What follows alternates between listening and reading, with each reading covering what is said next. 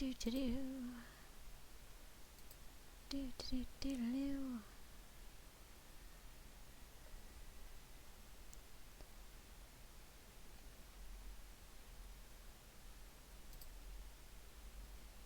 If you're a homeowner in New York... No! Don't give me ads. Ugh.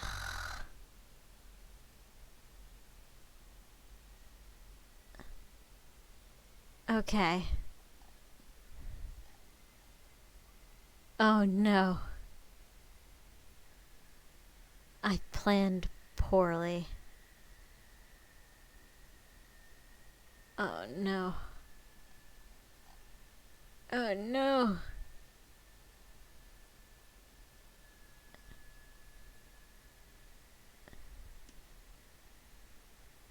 Oh no. Alright. New York and you're still paying for electricity, then you could be missing out on free government assistance. Yeah, fuck off.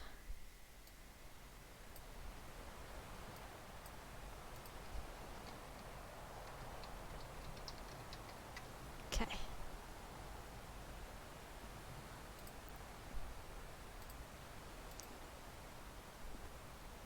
Give me a second, chat. I'm still setting everything up. As you can see, I'm totally prepared. I totally was not prepared. I just came back from walking Mom. It's fine, don't worry about it.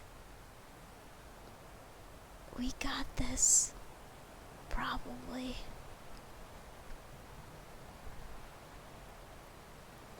Okay. Oh, honey. You're not gonna load Twitch? You're not very helpful. Okay, there we go. So this shit started. Is anybody here yet? No. Fantastic. This is good.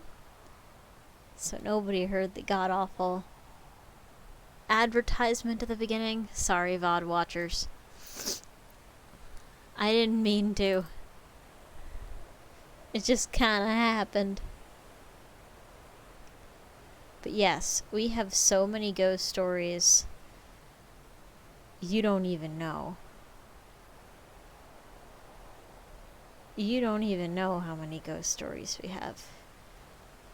And I don't even know how many ghost stories we have. Therein lies the problem, actually. I need to organize all my shit. And I have not done that. I haven't done that in the fucking slightest. Just launch. I don't care about the updates. Oh, fuck. You're actually updating. Oh, shite. Okay. Well, fuck. Alright. Well, here's the part of the VOD where you're listening to me being a bumbling idiot. Which, you know, kind of, par for the course there, not gonna lie.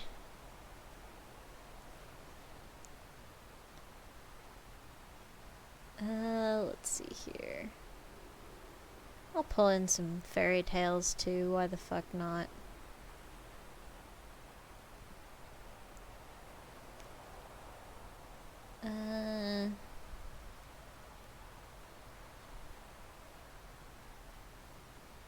Oh, hey, here we go. There's some ghost stories in here. Chinese Ghost Fables 1. Alright, so pull up the Chinese ones.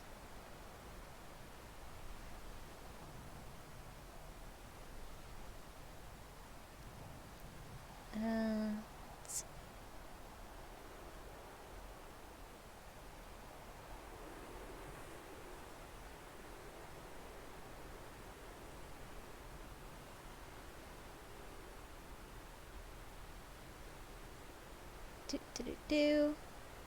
Sorry, chat. I'm still organizing myself.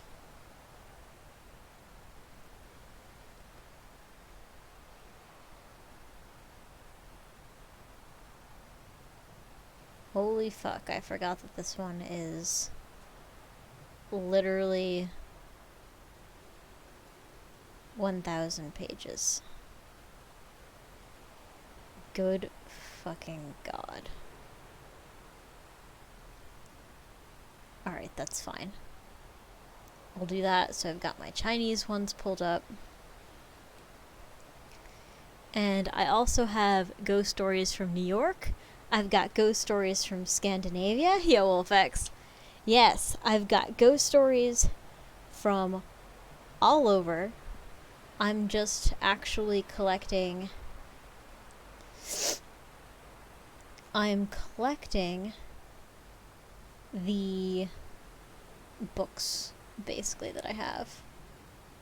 So, nothing is happening yet.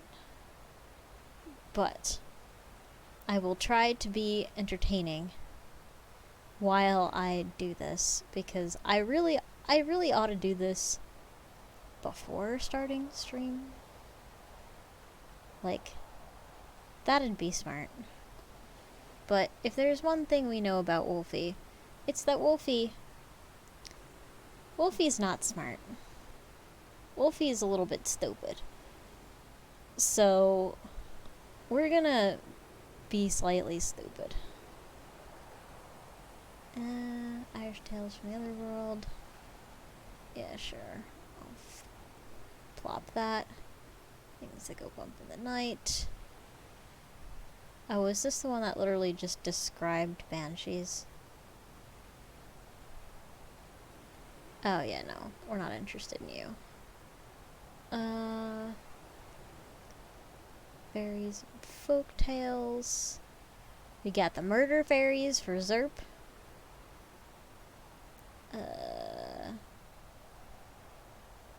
I'm sure we had organizing before the stream is for nerds, really, though. I know we had some shit from Scotland in here. Haunted Island. I mean, yes, but I meant Ireland. Oh, Haunted Scotland. We've got some Scotland. Scotland's ghost stories. We got some folk tales as well.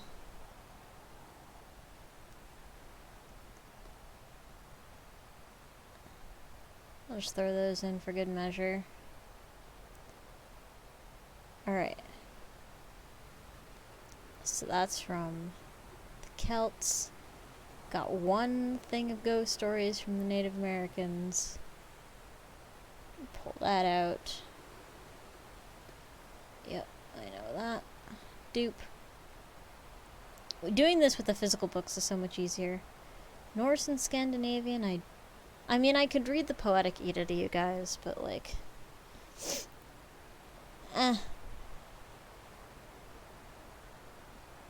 I think I'll have a special stream for that.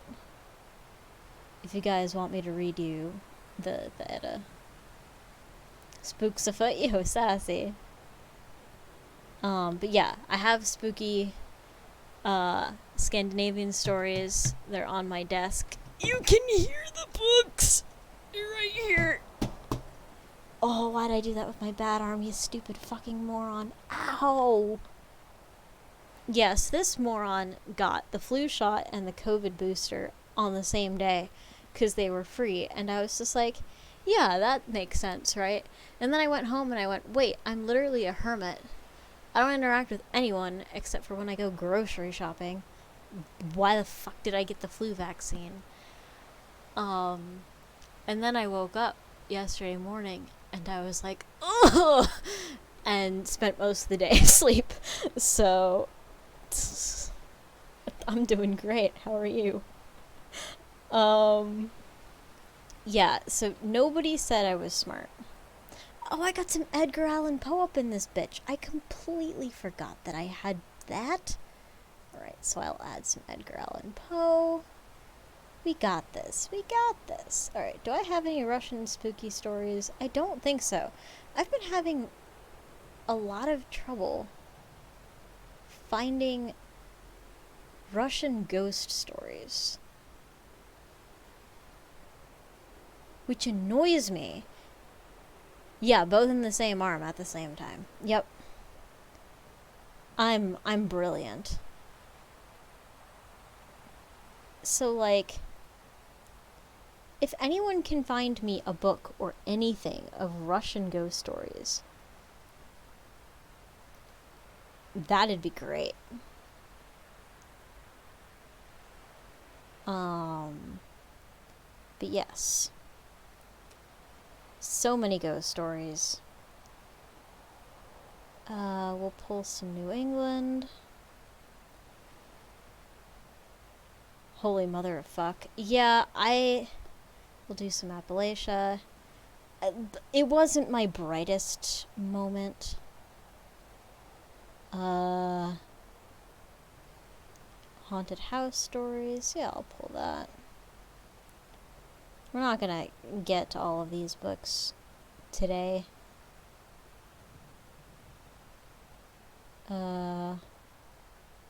Police. And we'll do... Fuck it. We'll do Canada.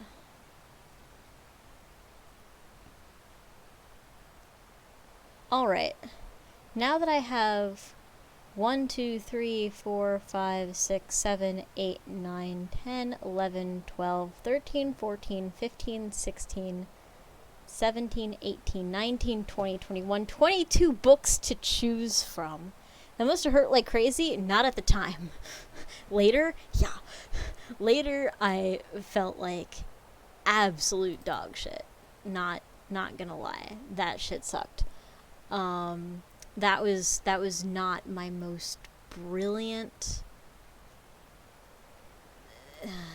That was not my most brilliant moment.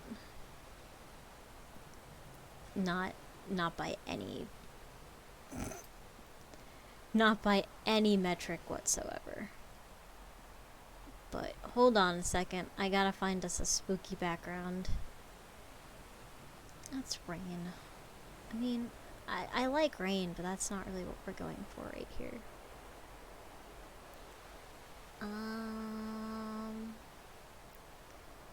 I know I have spooky snow somewhere. Give me a moment. I have to look through all my shit. That's like the death of fall. I guess.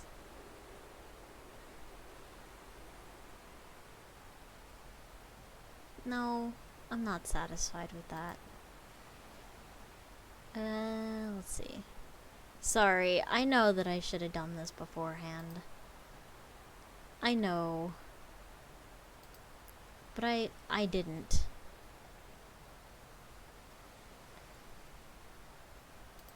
Alright. Anyway, happy wintertime. Le Grand Ouf, yes.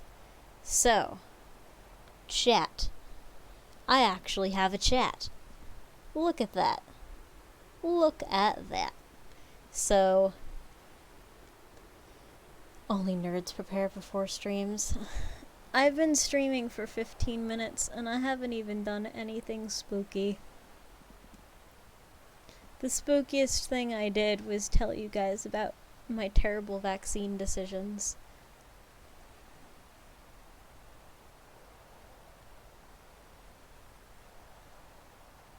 So, yeah, chat, I will let you choose. Out of the hundreds of options I've given you, what sticks out? Because I've said a whole bunch of shit. But I've got China, I've got Ireland, I've got Scotland, I've got Native American, I've got Edgar Allan Poe, I have something about the Baba Yaga, I'm not even sure. Stuff from New England, stuff from Appalachia, random haunted houses, random police, random Canada, Scandinavia, and New York. I can also pull up Texas if chaos comes. Now you guys know why I was working on my library for like 3 weeks. So that I could do these streams indefinitely. So just shout something out that meets your fancy, chat. Whatever fries your bacon, my dude. Alright, we'll start with China. So let's...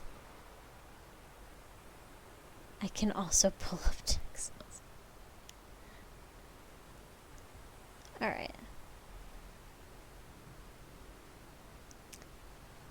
Let's talk about the snake charmer from Strange Tales of a Chinese Studio. A certain man in Dongjun district made a living as a snake charmer. He raised and trained 2 green snakes, the larger of which he called Big Green, and the smaller Little Green. Little Green was his favorite. He had a red dot on the front of his head and was very quick to learn, writhing and coiling exactly in tune with his master's wishes. Seems like a great quote, yet also a threat. I mean, we've all met chaos. Oh, you know what I should do? I should turn on the quote bot. My bad. After a year, Big Green died, and the snake charmer, although he meant to find a replacement, somehow never got around to doing so. Once, after spending the night in the Temple Hills, he woke at dawn and opened his basket to find that Little Green had disappeared. Oh God. Stop.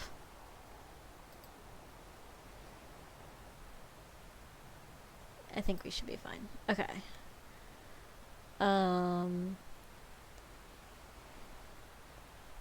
Thanks.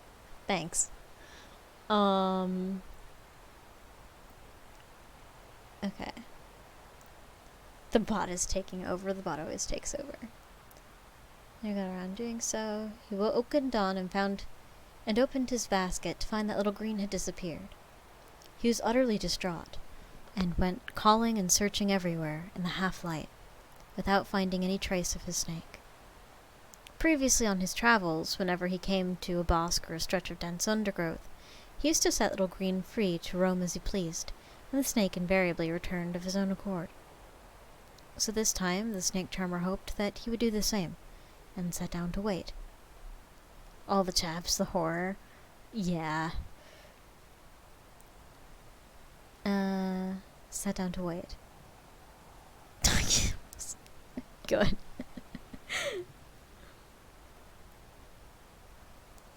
But when the sun had climbed high into the sky, and there was no sign of the snake, he gave up hope, and went disconsolately on his way.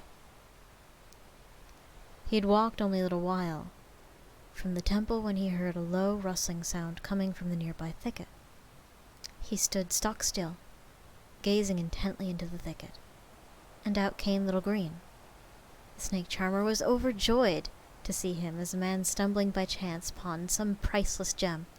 He continued on his way, and a little while later, when he put down his carrying pole and stopped to rest, at a turn of the road, the snake stopped with him. When the snake charmer looked back, he saw an even smaller snake following Little Green. "I thought I'd lost you," he said, stroking Little Green. "So this is your little companion." He took out some food for them both. The smaller one made no attempt to escape, but coiled himself up and refused the food. Little Green fed him from his own mouth, with great solicitude. The second time the snake charmer offered him something to eat, he took it, and when the meal was over, he followed Little Green into his basket. The snake charmer trained the newcomer, who mastered the tricks as perfectly as Little Green had done. He called him Baby Green, and went all around the country with his new act, making a great deal of money. In general, snake charmers are obliged to change their snakes when they reach 2 feet in length. They simply become too heavy to handle. Little Green was different, because he was so exceptionally tame. But nonetheless, 2 or 3 years later, when he had grown to 3 feet and filled the entire basket, the snake charmer finally decided that it was time to let him go. One fine day, he went out to the hills east of Tsu country, gave Little Green something special to eat, then blessed him and set him free. The snake headed off, but soon returned and began circling his basket. The snake charmer pushed him away. Off you go. Sooner or later, even the finest party has to end. Go and find yourself in a hiding place down the valley. Maybe one day you'll turn into a magical dragon. Surely you don't want to stay cooped up in this basket all your life. Yo, Thunder Kitty. Little Green wiggled away again, and the snake charmer followed him with his eyes as he disappeared from view. But before too long he was back again. This time when the snake charmer pushed him away, he flatly refused to leave, and nudged the basket with his head. Baby Green was inside and becoming more and more fidgety and restless. Suddenly the truth dawned on the snake charmer. Little Green wanted to say goodbye. He opened the basket, and out shot Baby Green, and wrapped himself around Little Green. Their tongues flickered as if they were talking to each other. Then they both went wriggling off. The snake charmer feared that Baby Green would never return, but after a while he came back all on his own, crawled sadly into his basket, and lay down. The snake charmer never found another snake as perfect as Little Green. With time, Baby Green grew larger and larger, and became too difficult to handle. The snake charmer eventually acquired another snake, one who proved quick to learn, but he was not the equal of Baby Green, who by this time had grown as thick as a child's arm. When Little Green went to live off into the hills, the only people who saw him were the local woodcutters. Years went by, and he continued to grow, until he was almost the length of a man, and as thick as a rice bowl. Then he started coming out and attacking travelers, who warned one another about the dangerous serpent, with the result that soon no one dared to enter his territory. One day the snake charmer was passing through the area, and a snake shot out at him, fast as the wind. He fled in terror, but the snake kept coming after him. And the snake charmer looked back and saw it was almost upon him. At the same moment he recognized the red dot on the front of his forehead. Little Green, he cried, setting down his carrying pole. At once the snake stopped, lifted his head, and gazed at the man for a long while, then wrapped himself around him, as he used to when they worked together. The snake charmer knew that the snake had meant no harm. Little Green was now so big and heavy that he brought the man to the ground. Hearing his cry of entreaty, the snake loosened his grip, and nudged the basket with his head. And the snake charmer, knowing immediately this time what it was he wanted, opened the basket and let out Baby Green. The two snakes twined round each other and clung together like a toffee twist, before finally separating. The snake charmer gave Baby Green his blessing. I've been wanting to let you go a long time. Now you have your old friend to keep you company. To Little Green he said, You brought him to me, and you can take him away. One word, you can find plenty of food in the hills. Do not harm the wayfarers. You will only make heaven angry. The two snakes lowered their heads as if bowing in recognition of his wise admonition, then lifted their heads off again, and set off. The older one in front, the younger one following, and wherever they went, the branches of the trees parted to let them through. The snake charmer watched them, until he could see them no longer, and then he continued on his way. From that day, the travelers in the area went unmolested. As for the snakes, no one knows what became of them. Okay, that story was cute as fuck. That was so unexpectedly cute. Aw, that's not a horror story. That's just cute. Aw, Little Green. And baby green.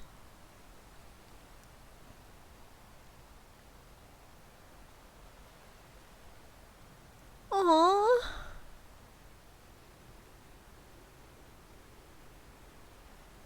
Oh, it's cute as fuck.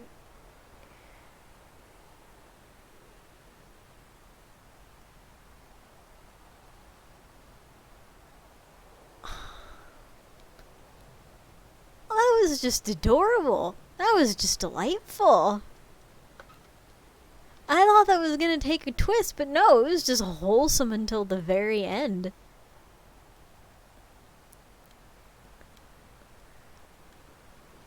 Gold star. That was utterly unspooky. Yeah. Yeah, I'm gonna have to try harder. Okay. So, this one is called The Truth About Ghosts.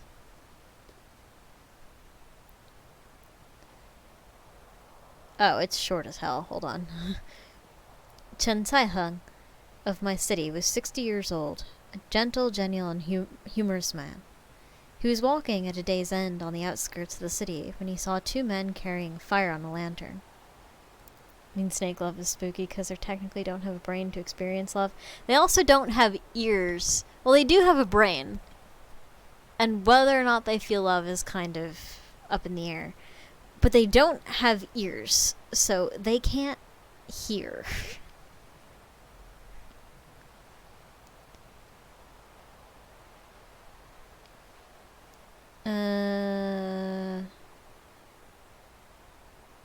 Okay, here we go. He was walking at day's ends on the outskirts of a city when he saw two men carrying a fire and a lantern.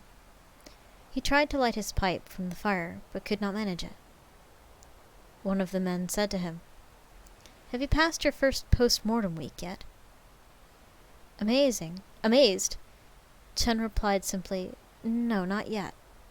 "Well, that explains it," the man said. "Your sun-time spirits are not yet used up, so the shade-time fire won't give you a light." Realizing that he was speaking with the dead, Chen pretended to be one also. "The world claims that men fear ghosts. Is that true?" he asked them. "Not at all," replied one of the ghosts. "The truth is that ghosts fear men." "What is it about men that could frighten a ghost?" asked Chen. "Oh, saliva." Okay. At once Chen took a deep breath and spat at them. The two ghosts retreated 3 paces. Glaring, they said angrily, "Then you are not a ghost." Chen laughed. "In fact, not to deceive you, I'm a man who's near to a ghost.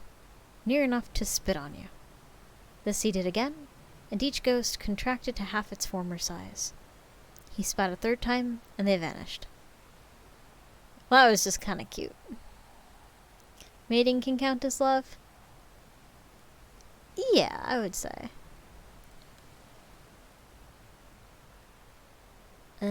Let's switch to... Let's go all the way across the world. Let's go to New York. And also, if you guys have any requests, just shout them out in chat. Holy fuck, this book is big.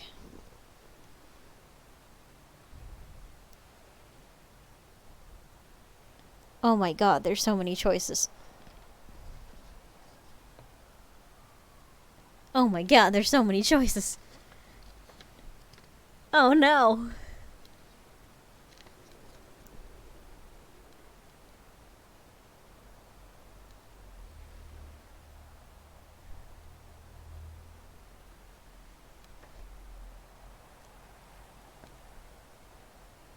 Alright.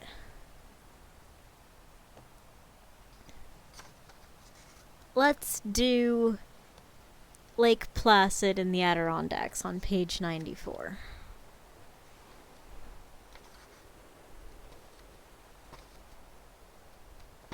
You hear that, chat? That's a book.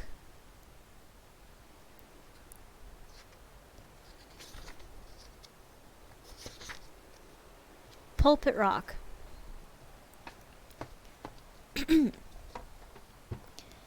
You probably don't even know who I am, or what I look like.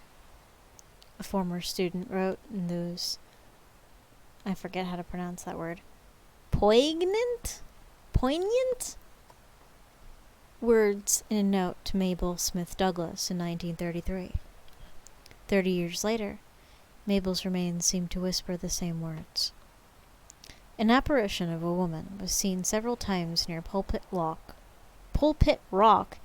in Lake Placid prior to 1963.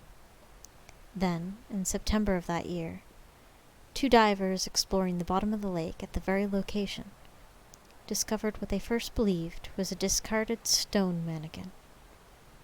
Nope. Store mannequin. Store mannequin. Not stone. I heard a book with pages and everything. They don't have ears. Maybe they had smooth beats of Barry White can work. Okay. So, putting Mabel to the side for now. A little bit about snakes. So, snakes don't have ears, but they can feel vibration, and that's how they sense a lot of the world around them. So, they can still enjoy music insofar as they can sense the vibration of the sounds that musics make. So, they might enjoy the smooth beats of Barry White.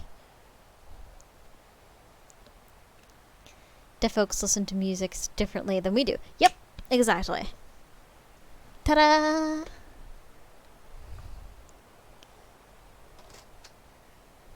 Okay. Good lord. I wish I had a bigger desk. I really do. Oh god. Everything's falling apart. Everything's falling apart. Okay. Oh, my legs.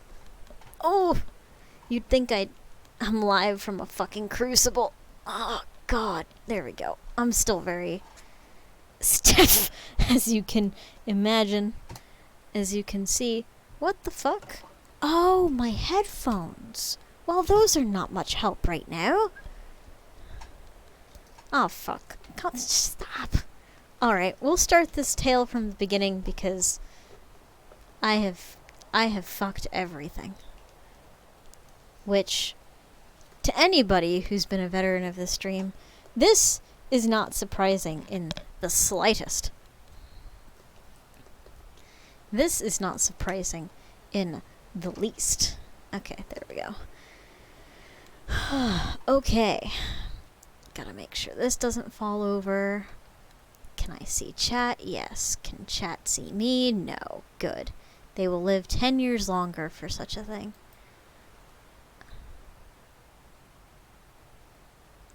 What the fuck? Oh, okay. I guess that's fine. Can I post links? I have something special for WolfX. Yeah, you can post links. Unless you can't, in which case, I'll post it.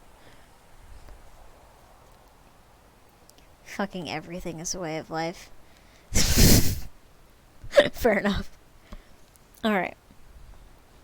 You probably don't even know who I am, or what I look like. A former student wrote these poignant words in a note to Mabel Smith Douglas in 1933. 30 years later, apparently I'm Irish. 30 years later, Mabel's remains seemed to whisper the same words. An apparition of a woman was seen several times near Pulpit Rock in Lake Placid, prior to 1963. Then, in September of that year, 2 divers exploring the bottom of the lake at that very location discovered what they first believed was a discarded store mannequin. They soon learned it was a human body. The water temperature where the body was found, more than 100 feet below the surface, was a frigid 34 degrees, freedom units, Fahrenheit.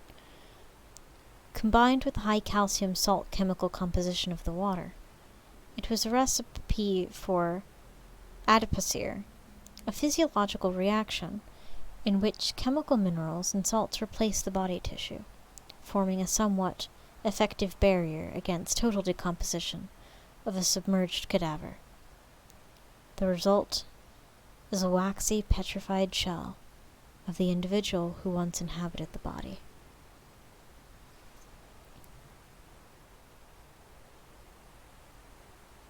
Oh. Oh, cool. I didn't even know you could do that command.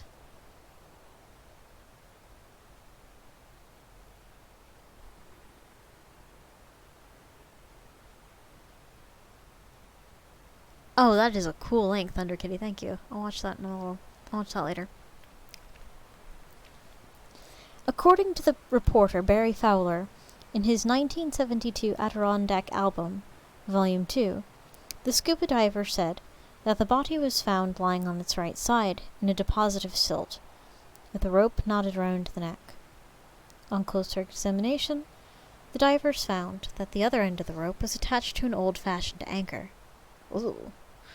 The rope disintegrated unexpectedly when the divers touched it, and the body, naked but for an unusual pair of shoes and a thin strap of elastic around one thigh, detached from its rope, and the anchor began to float up. What? Rereading. The body naked The body, naked for an unusual pair of shoes and a thin strip of elastic around one thigh, detached from its rope and anchor, and began to float up. There we go. I was just like, the anchor floated up? Excuse? Okay. Well, the anchor settled deeper into the silt. There we go. Okay, physics still works. Alright, we're good, boys. The divers then gently guided their gruesome discovery to the surface, where they temporarily affixed it to a buoy while preparing to bring it on their boat. In that short amount of time, several speedboats went by, tragically causing large waves to jostle the buoy. The jarring of the fragile remains caused the corpse to fall apart. The head, neck, with the attached rope, and left arm and right hand all broke off the cadaver, returning to their murky grave. Another diver was immediately sent to retrieve what he could, but the remains had plunged into the silt, making them difficult to find. All he was able to recover after an extensive, exhaustive search was the head, but it was in far worse condition than when the body had originally been discovered. For 30 years, the corpse had lain on the placid lake bottom, undisturbed, allowing it to remain remarkably well preserved. The facial features had been recognizable when it was first found, but the trauma suffered by the remains in its short journey to the surface had caused the features to erode and to vanish, as if somebody had wiped them right off the head. Worse, the jawbone, so crucial in identifying the victim through dental records, had become dislodged in the hasty recovery of the head from the silt, sending it back into the murky sediment. Recalculating. Yeah. Lewd was a gag. Listen, we don't talk about the fish fucking people, can I?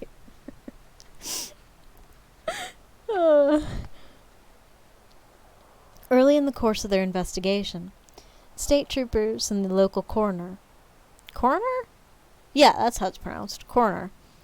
Was tipped off by the Lake Placid tourboat operator that their dead woman might be the famous Mabel Smith Douglas, who had disappeared in that general vicinity in 1933. While they were pursuing that lead, an autopsy was being performed on the remains. Revealing the body was that of a Caucasian woman who had been approximately 5 feet 5 inches tall and weighed about 140 pounds. She'd given birth at least once. There were no signs of external injuries to what remained of the now atrophying tissue. In other words, no foul play was suspected. All that remained of her clothing was the thin strap of elastic around her right thigh, like that found on panties, and a pair of once expensive shoes that a local shoe expert dated to the 30s. As the investigation continued, with more and more evidence mounting daily, officials became convinced that they had finally found the long-lost woman. They learned that Miss Douglas was the founder and the first dean of the New Jersey College for Women, now known as Douglas College, the Women's College of Rutgers University. The college had opened in 1918 as a result of her dogged pursuit of funding for the institution and her determination that women of all economic classes deserved a higher education.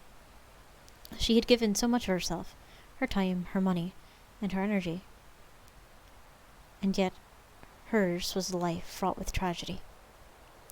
Born in Jersey City in 1877, Anna Mabel Smith was a highly intelligent and giving child, a trait she carried with her throughout her lifetime. She received a bachelor's degree in arts from Barnard College in 1899, and was one of the first graduates of that school, a sister school of Columbia University. Okay. Pause. About Columbia University.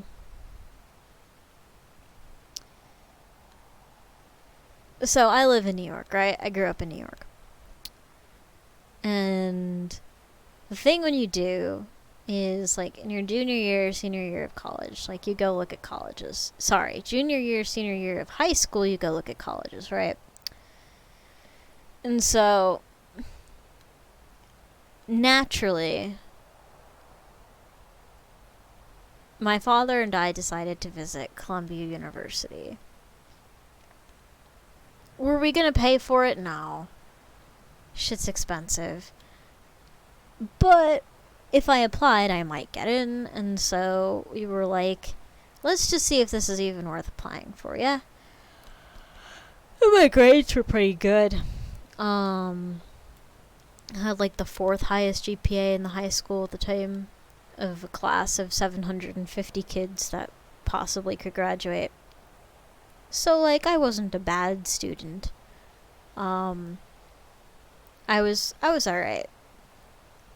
So, we visited Columbia University, my father and I. The place is like a fucking cult. It's like, what the fuck? They're so self-important, and they have all these weird, like, customs and rituals and shit, and they're still reading everything the Greeks ever fucking wrote, and everyone I spoke to there had their heads so far up their asses, I'm pretty sure that they could give me a tour of their small intestine.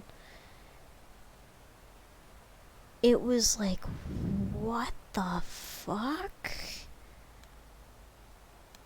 What? You guys are actually all crazy. What are you doing? Where is your mind? Also, in their lecture hall, I saw the largest centipede I've ever seen in my entire life. So that was unimpressive. Needless to say, I did not apply to Columbia University because even if they gave me a full ride, I'd probably last 3 days there before I went mad and died. So, anyway, unpause. Always the supporter of education, she taught elementary school in Manhattan until 1903, when she married William Douglas. The couple had 2 children, a son and a daughter. All was right with their world. Then, in 1911, Mabel decided that the all-male Rutgers College should open a sisters' college for women. She became so dedicated to this cause that she used her own money, along with the money she'd raised over the next 5 years, to see the project through. By the time her dream was realized, and the New Jersey College for Women had finally opened, her husband and mother had both passed away. 5 years later, her son committed suicide.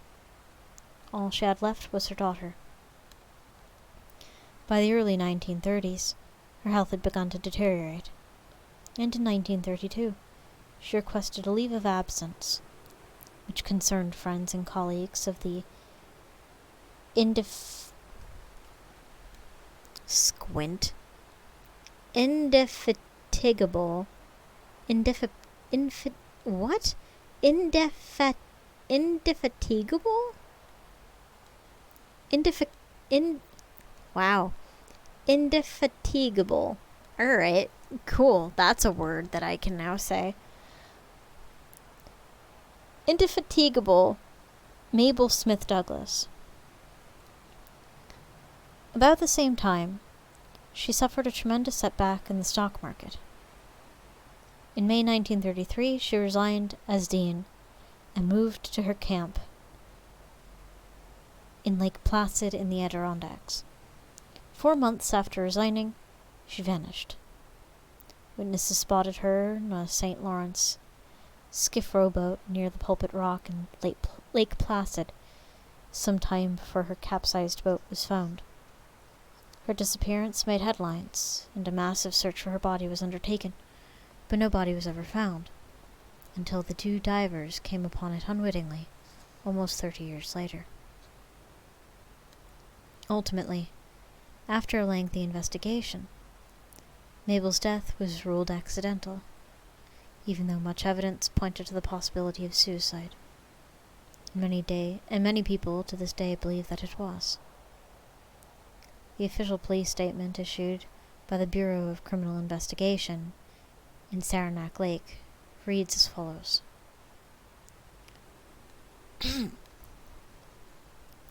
State police investigation into the recovery and identification of an unknown body from Lake Placid by members of the Lake Champlain Wreck Raiders Diving Club has identified the body as Mabel Smith Douglas, who vanished September 21, 1933. The investigation reveals no evidence of a criminal homicide. The investigation does reflect ill health and extreme nervous condition of Mrs. Douglas, but since positive factual evidence is lacking, and the rope the skin diver saw around the neck disintegrated when touched, examination of a knot or accidental entanglement in an anchor rope cannot be determined. Therefore, the official coroner's verdict is accidental death. Many believe the spirits refuse to rest in peace when their true cause of death is incorrect. Well, that should make every coroner have trouble sleeping at night. Mabel's body was claimed by Douglas College and buried in Brooklyn's Greenwood Cemetery at 525th Street, beside her husband and children, and 600,000 other residents. Not only is she thought to have haunted Pulpit Rock in Lake Placid, but some students say that the spirit of either Mabel or her children still haunt the little theater on the campus she founded, where the unexplained phenomena are known to occur. And historian Jeff Richman tells of Mabel Smith Douglas's petrified remains as he recounts tales of murder, mayhem, spirits, and ghosts in his annual Halloween at Greenwood Cemetery tour. Mabel's legacy will live on, but her soul certainly deserves the eternal rest presumably sought at the bottom of a lake called Placid.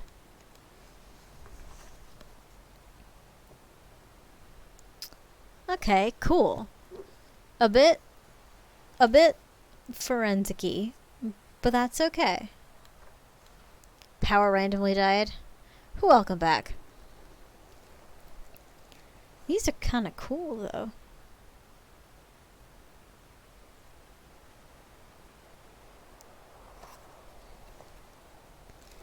Although that one was kinda tame.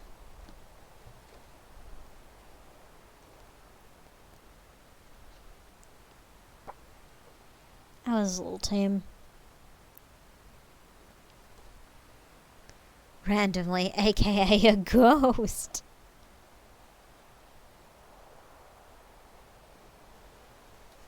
Here we go.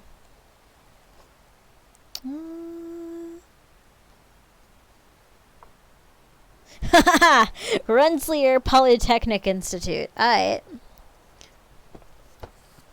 West Hall at Rensselaer Polytechnic Institute, RPI, in Troy, was originally the Troy Hospital from 1871 to 1914. In that capacity, the building saw the gamut of human emotions within its walls, from the joy of successful childbirth to the sorrow of debilitating accidents and incurable fatal diseases. Is it any wonder that ghosts are now believed to... Now... I wish I can read. Is it any wonder that ghosts are believed to now roam its halls, when so many people are known to have died there? The infamous West Hall ghost has been widely publicized since at least 1985, in an article called Is Betsy Roaming West Hall, read in RPI's newspaper. Grand Marshal Eric Lambiaso relayed an often told story about a Civil War-era nurse named Betsy, who allegedly went crazy from being around her feeble-minded patients for too long in the basement ward. Oh, jeez. Where the insane were supposedly sequestered. Ah, there we go. According to Lambiaso, it was said that Betsy, I can speak English, would do away with patients who got on her nerves in the middle of the night. Jesus! And that her spirit now haunts the halls, and has been heard whining, slamming doors, flushing toilets, and such. In 1880, 5 nurses, Sisters of Charity, were living and working at the Troy Hospital, though none was named Betsy or Betty or anything even remotely similar. The 1900 census lists one Bessie McMahon, however, a 24-year-old woman, who lived at the hospital performing housework. Most of the nurses listed in the census were named Mary or Anna, and Bessie was the only name I could find that is similar to the legendary Betsy. So could Bessie McMahon be our spectral darling of West Hall? Today, West Hall, as it's been called since 1953, houses Rensselaer's Art Department and Music Association. Oh, well, that's just a red flag. Art departments are always fucking haunted. Don't ask me how I know this. I just do.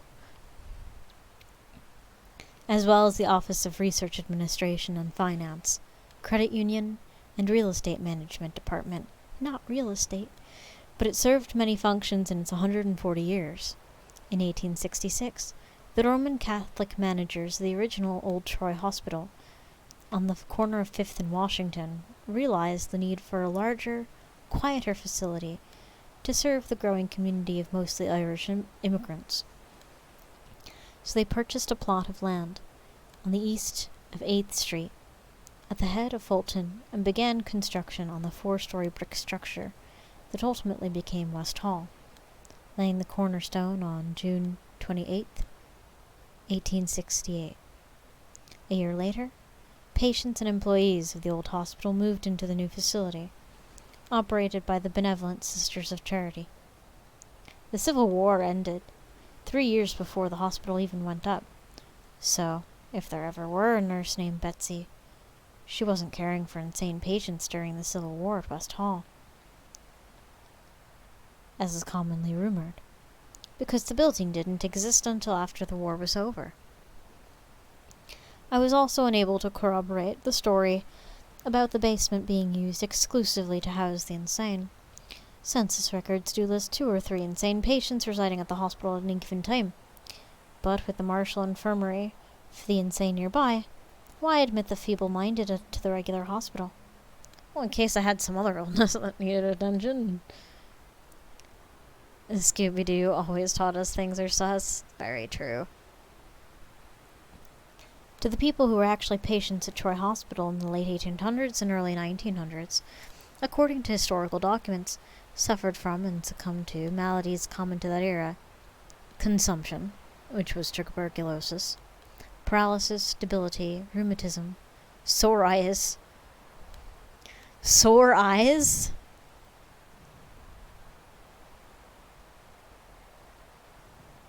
They died because their eyes were sore? Hold on. That warrants a Google search. Sore eyes. Cause of death. Unusual COVID-19 symptoms. Guys, come on. cause of death in 1900s. Trachoma. Trachoma. What's trachoma? Trachoma is the world's leading cause of preventable blindness of infectious origin. Oh.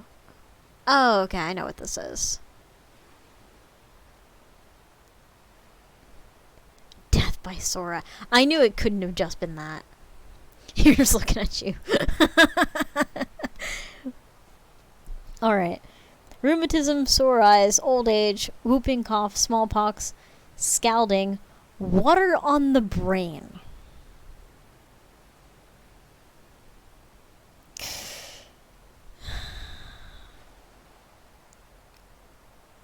What the fuck is water on the brain?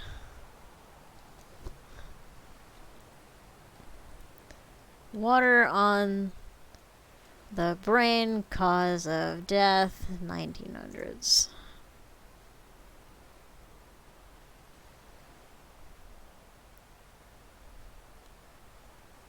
Hydrocephalus.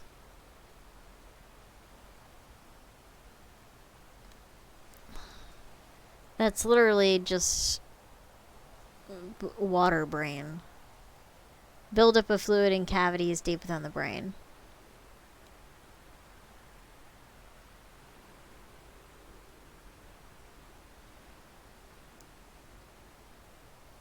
That was considered a major cause of death? Okay.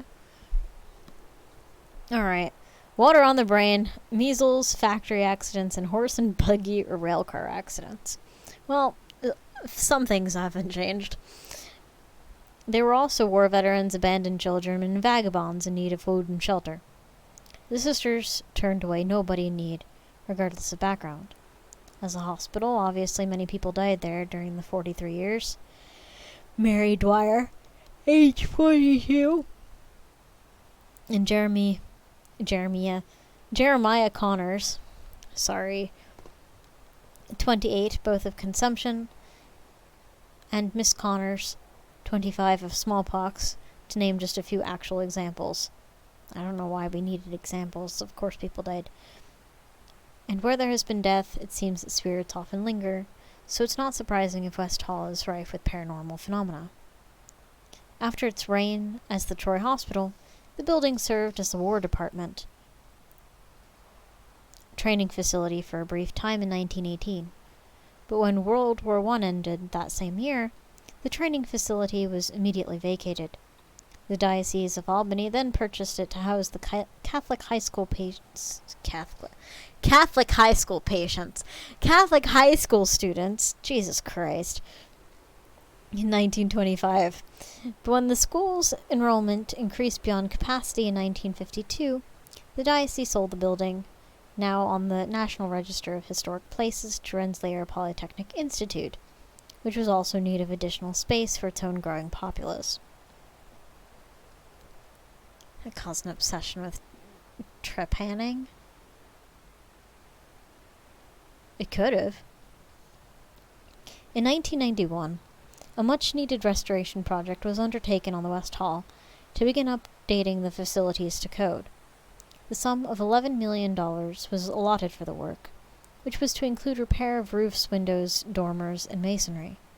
All substantial jobs, considering the impressive Second Empire-style features of the building. But after less than $1 million had been spent, the project was abandoned and put on the back burner until 2004, when a grand-scale renovation effort got underway on West Hall's exterior facade. That restoration is expected to be completed in 2009. When was this published?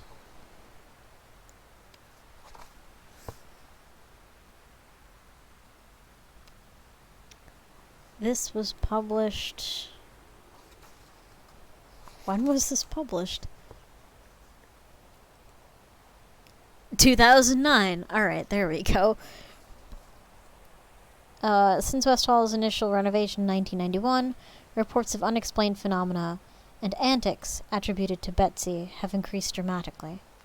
Remodeling often seems to increase paranormal activity, with tools being moved, equipment malfunctioning, and doors slamming for no good reason. The West Hall ghost also unabashedly whines to anyone who will listen. People using the building at night, especially janitorial staff, often tell of unusual thumping noises, the sounds of ethereal whining and screaming, and doors opening and closing unexplainably. A couple students once spent the night in the basement with a tape recorder to see if anything would present itself. Thinking it had been an altogether uneventful evening, they left disappointed, only to discover later on the playback of their tape they had captured an EVP of the now famous 3-second whine.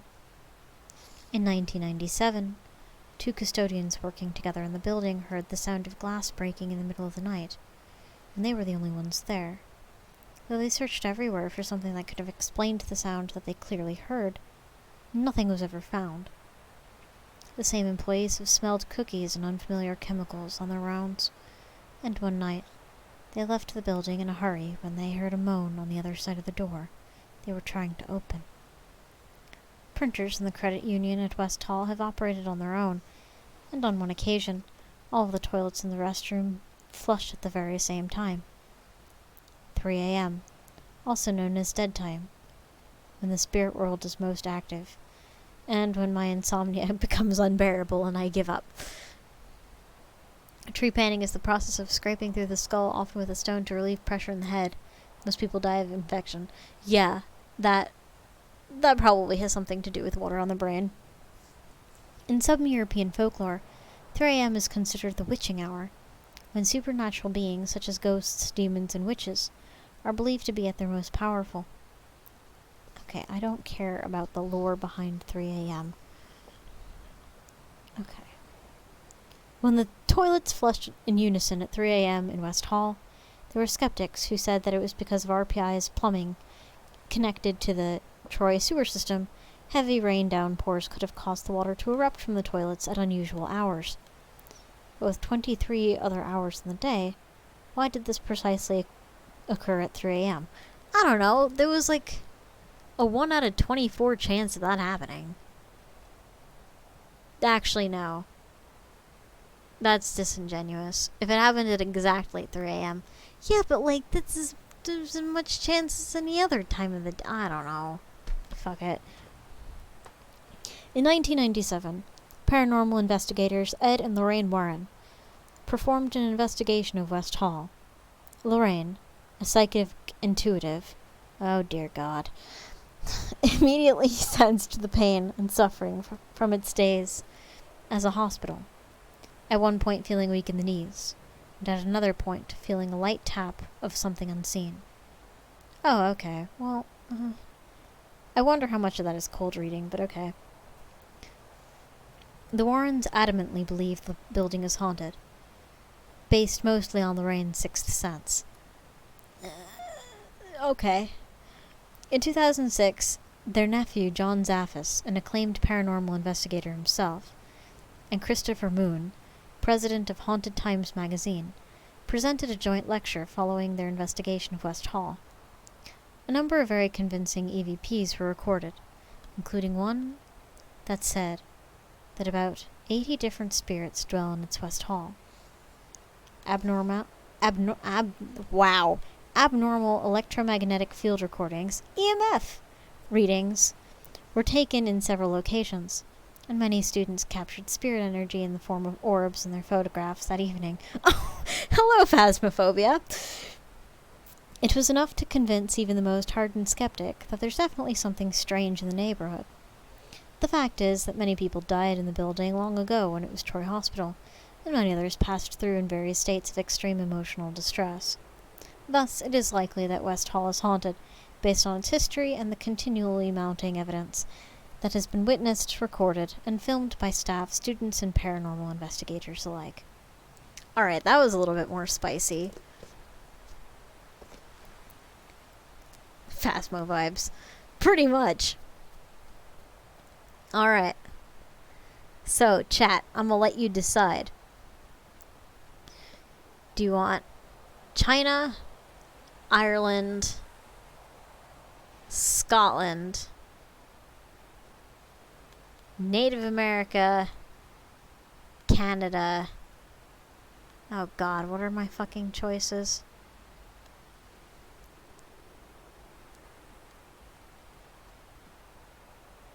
Oh, Jesus.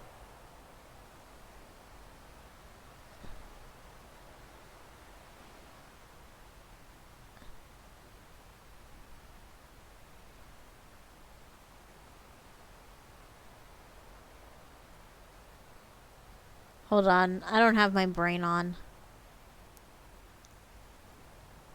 Alright, here, we'll just make this easy. Do you want Edgar Allan Poe, China, Ireland, America, or New York, or Norway? Apparently, New York is not part of America.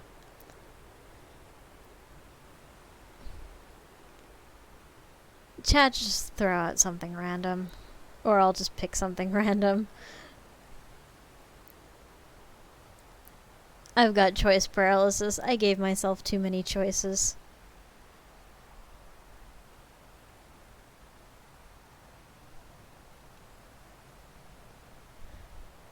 Chat, you gotta come save me.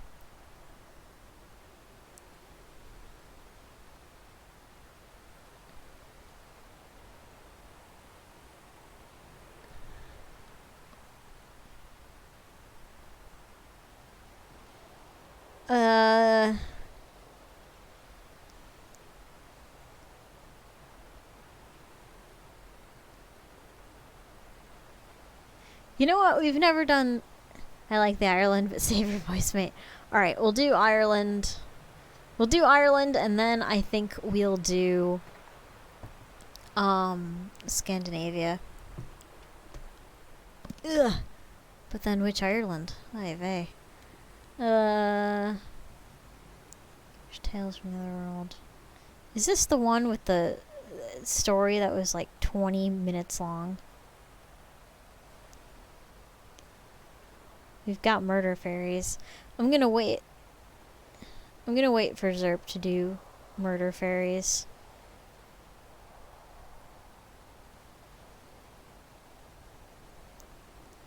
Because I know Zerp likes the murder fairies. Did I want water to prepare? I don't have water at my desk right now, and I'm boxed in by books. I'll be alright. Alright.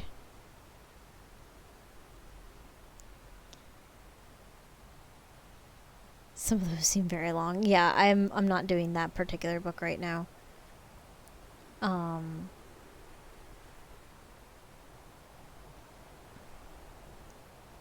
Here we go.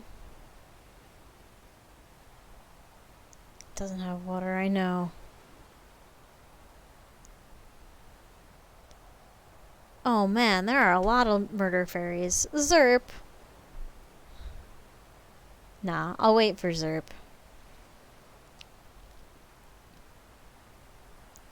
We'll do The Song of the Ghost. Oh dear, it's poetry. Okay, here we go.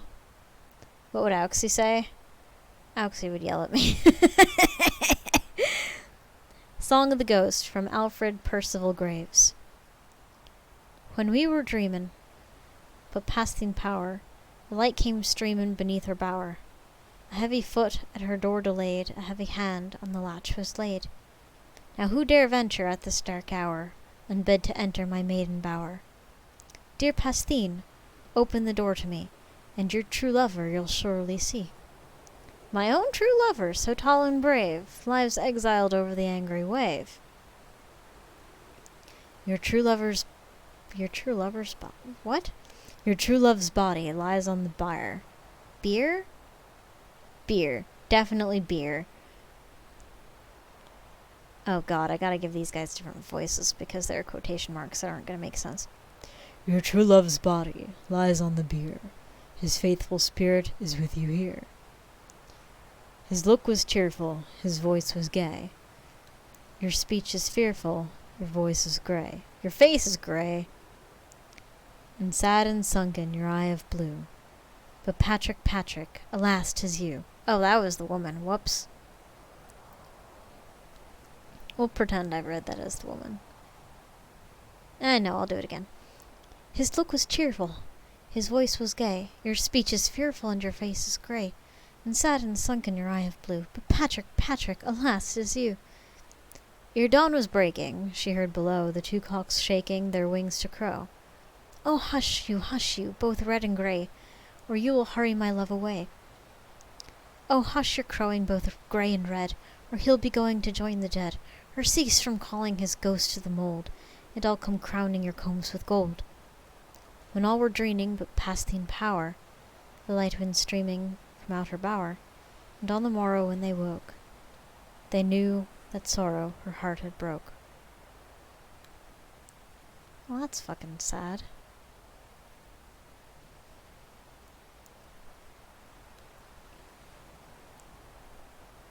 Oh.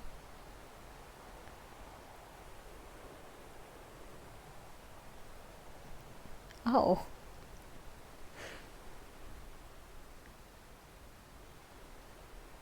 Alright, hold on. Let me look for another, because that one was short as hell. Oh no, the demon cat! Oh, Zerp would like that one too. Shit.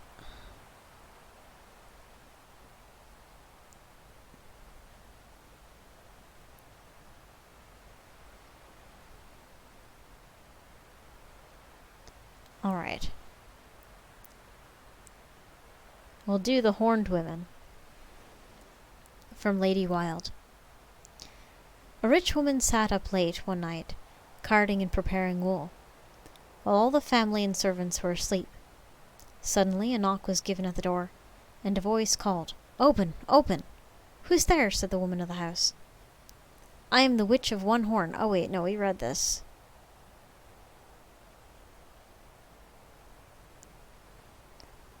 This is about, like, the cake. Right, no, we did this. Never mind. How could I forget?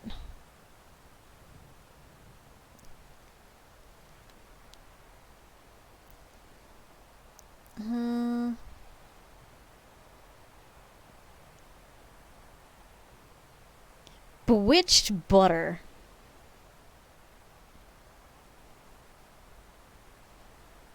Okay. From Donegal. I'm just curious now. Not far from Rathmullen lived, last spring, a family called Hanlon, and in a farmhouse, some fields distant, people named Doherty. Both families had good cows, but the Hanlons were fortunate in possessing a Kerry cow that gave more milk and yellower butter than the others. Grace Doherty,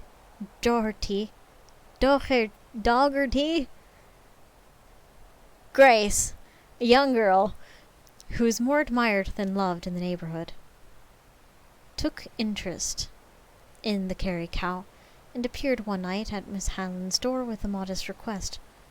"Will you let me milk your Moily cow?" "And why would you wish to milk wee Moily, Grace dear?" inquired Miss Hanlon.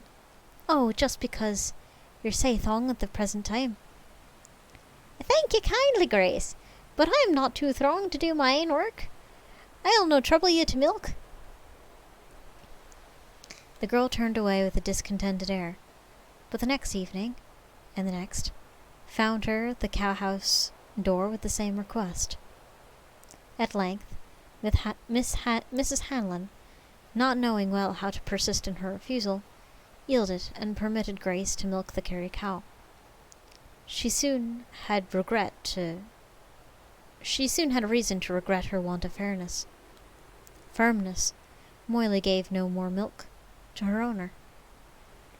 When this melancholy state of things lasted for 3 days, the Hanlons applied to a certain Mark McCarrion, who lived near Binion. "That cow has been milked by someone with an evil eye," said he. "Will she give you a wee drop, do you think?" "The full of a pint measure would do." "Oh, hey, Mark, dear, I'll get that much milk for her anyway." "We'll, Miss Hanlon, lock the door, and get 9 new pins that were never used in clothes, and put them into a saucepan with a pint of milk. Set them on the fire and let them come to a boil. The 9 pins soon began to simmer in Moyley's milk. Rapid steps were heard approaching the door, agitated knocks followed, and Grace Doherty's high-toned voice was raised in eager entreaty. "Let me in, Miss Hanlon," she cried. "Tak off that cruel pot. Tak off them pins, for they're pricking holes in my heart, and I'll never offer to touch your milk of yours again."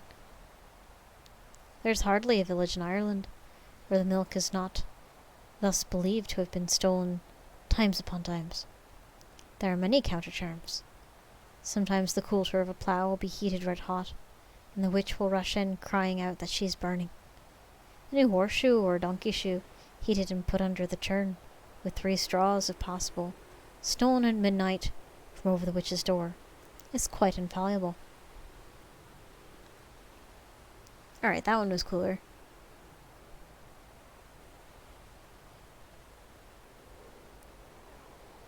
And then one more from Ireland, called The Witch's Hair.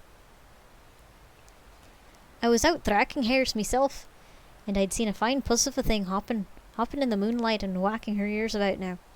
Up now, down now, and winking her great eyes, and 'Here goes,' says I, and the thing was so close to me that she turned round and looked at me, and then bounced back. As well to say, 'Do your worst.' So I had the least grain in my life of blessed powder left, and I put it in the gun, and bang at her. My jewel, the scritch she gave, would frighten a regiment, and a mist like came betwixt me and her, and I'd seen her no more.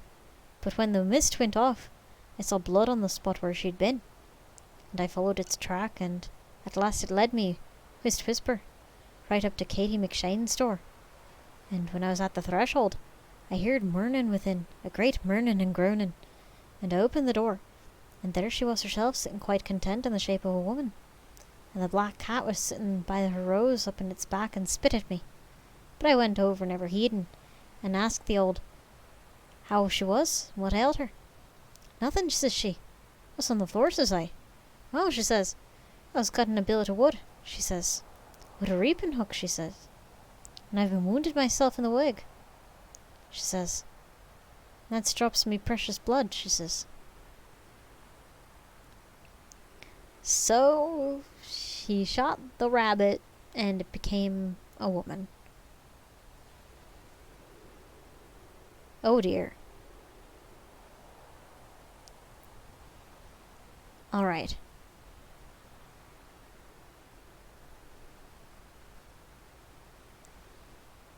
It's now time to go to the cold place.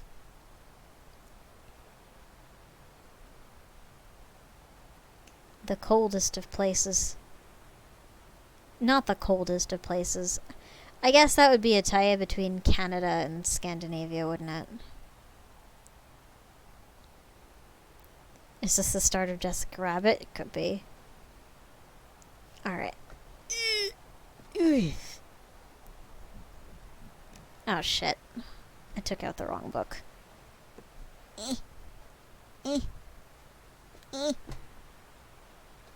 There we go. Alright, here we go now. Oh, let me make the lights just a little brighter. There we go. Who framed Roger Rabbit? Well, someone framed her. Alright.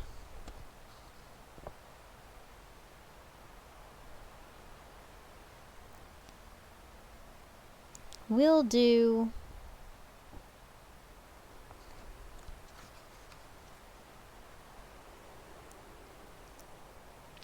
We'll do the Spirits of the Northern Lights. Where's the button to make Wolfie drink the water? God damn it. You just give me a little bit. Alright. The Spirit of the Northern Lights. A certain nobleman was in the habit of driving away from his mansion every evening during hard winters, and not returning till the first light of dawn. He'd strictly forbidden any of his people to accompany him, or to receive him upon his return. He harnessed the horse to the sledge himself, and unharnessed him when he returned. No one was permitted to see the horse and carriage, and he threatened everyone with death should they venture into his secret stable in the evening. During the day he carried the stable key in his pocket, and at night hid it under his pillow. But the nobleman's coachman was much too anxious to know where his master went every evening, so he wished to know what the horse and carriage were like. So one day he picked the lock of the stable and hid himself in a dark corner near the door. He didn't have to wait long before his master came in and opened the door. All at once the stable shone as if 100 candles had been lit. The coachman crouched in his corner like a hedgehog, knowing that if his master saw him, he would certainly suffer the threatened punishment. The master pushed the sledge forward, and it shone like a red-hot anvil. When he went to fetch the horse, the coachman crept under the sledge. The nobleman harnessed the horse, and threw heavy cloths over both horse and sledge, so that the people about the yard should not see the wonderful radiance. The coachman crept quietly from under the sledge and hid himself behind on the runners, where by good luck his master did not notice him. When all was ready, the nobleman sprang into the sledge, and they went off so rapidly that the runners of the sledge resounded in the cold night air. They always headed due north, and after some hours the coachman saw that the clothes were gone from the horse and sledge. Again it shone like fire. Now too he saw that ladies and gentlemen were driving up from all directions with similar sledges and horses. That was a rush and a rattle. The drivers raced past each other, as though 'twas for a very heavy wager, or as if they were on their wedding journey. At last the coachman saw that their course lay above the clouds, which stretched below them like smooth lakes. After a time, the racers fell more and more behind, and their coachman's master said to his nearest companion, "Brother, the other spirits of the northern lights are departing. Let us go too." Then the master and the coachman drove home fast. The next day people said they'd never seen the northern lights so bright as the night before. The coachman held his tongue, and trusted no one with the story of his nocturnal journey.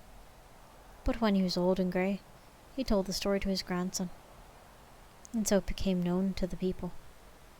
And it was said that such spirits still exist, and when the northern lights flame in the heavens in winter, they hold a wedding in the sky. Alright, now I'll drink water. We will have an intermission. And then, let's go to Canada, why don't we?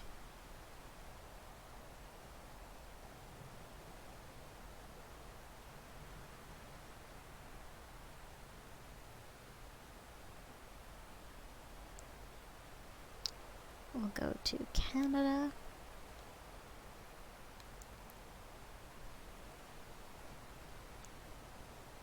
And I also have a book about ravens and corvids.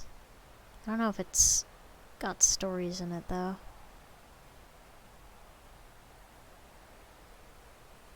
It doesn't even have a table of contents. Oh, shit. Never mind.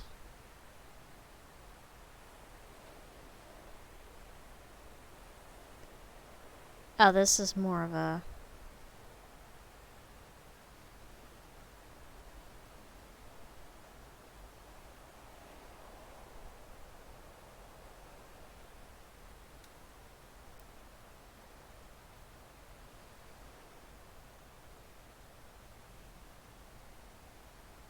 Okay, no.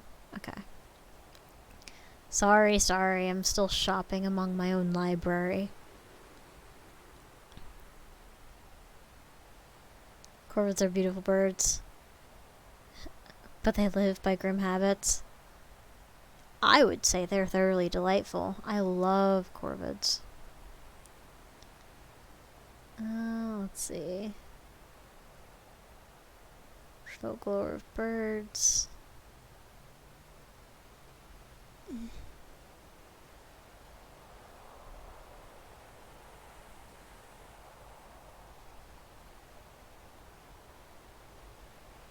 Nah, I'll save that. Alright. I will be right back. Oh. Good lord. It looks like I'm still recovering. God damn it. I hate being weak. You pine weak. Yeah. Alright, we'll do a few more before my voice gives in. Yeah.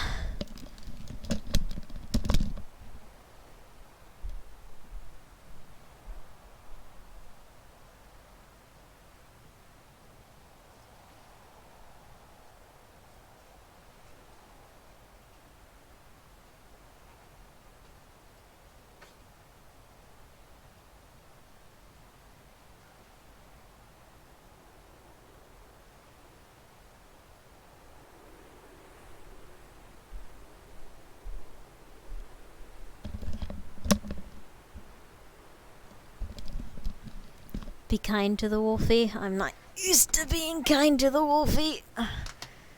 The Wolfie is a damn troublemaker. Oof. Always making trouble for the Wolfie. Oh. In an endless cycle of... Oh.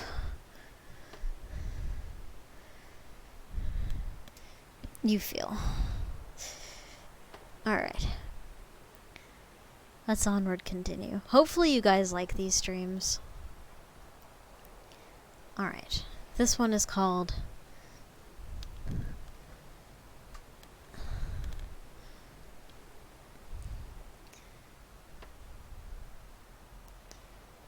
How big is this? Oh, this is a long-ass story. No, I'm not invested enough to do that. Okay.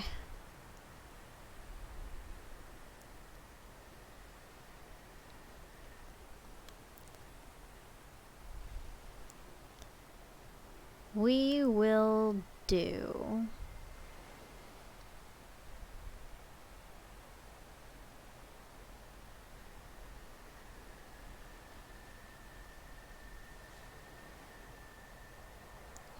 things.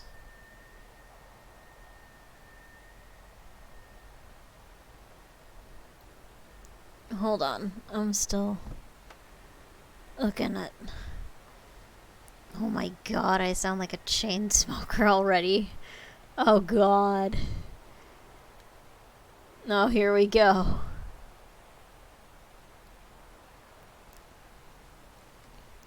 Oh, I have another book of spooky New York.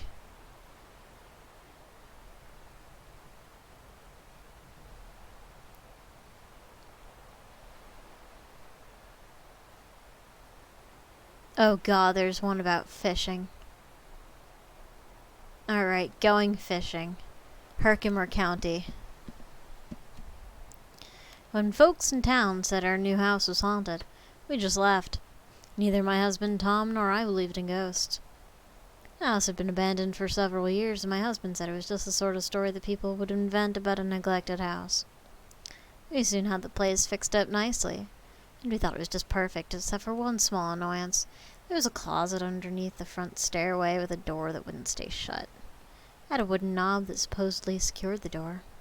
When I turned the knob to the closed position and tugged, the door felt solid. But every morning when I came down to make breakfast, the door to the closet was open. At first this was amusing and irritating, and then it became downright spooky. I had a carpenter take a look at the door, but he couldn't find anything wrong with it. I never mentioned my experiences in town because I knew everyone would take the open door as proof that the house was haunted. Tom and I discussed the door frequently, and finally he went and bought a chain, which he attached to the door. Next morning, just before dawn, we were awakened from a sound sleep by the loud rattling of the chain. There came a thump, a final rattle, and then silence. We looked at each other. Then we crept cautiously downstairs. The closet door stood open, with the chain hanging forlornly beside it. We searched in vain for the person who had opened the door, but there was no one in the house or in the yard. After several mornings of this, Tom rose before dawn and hid himself near the staircase to see what was opening the door. I heard the rattle of a chain, and then my husband gave a yell and ran upstairs lickety-split. "Honey, the chain rattled itself," he shouted. "The chain just unlocked itself. The wooden knob turned by itself, and the door opened by itself." "Are you serious?" I asked suspiciously, thinking he was pulling my leg. Then I realized he was pale and trembling with shock. He kept running his hands through his dark hair. I knew he was serious. "We have a ghost in the house," Tom said, sitting down on the bed. I thought about this for a moment. "Do you mind?" I asked cautiously. Slowly, Tom shook his head.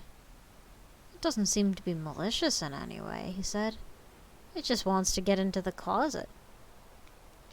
"Well, then we'd better remove the chain and let it get on with whatever it wants to do in the closet," I said briskly. That settled the matter. Tom removed the chain, and each morning I would shut the closet door on my way to make breakfast. A few weeks after our ghostly discovery, my brother John came for a visit.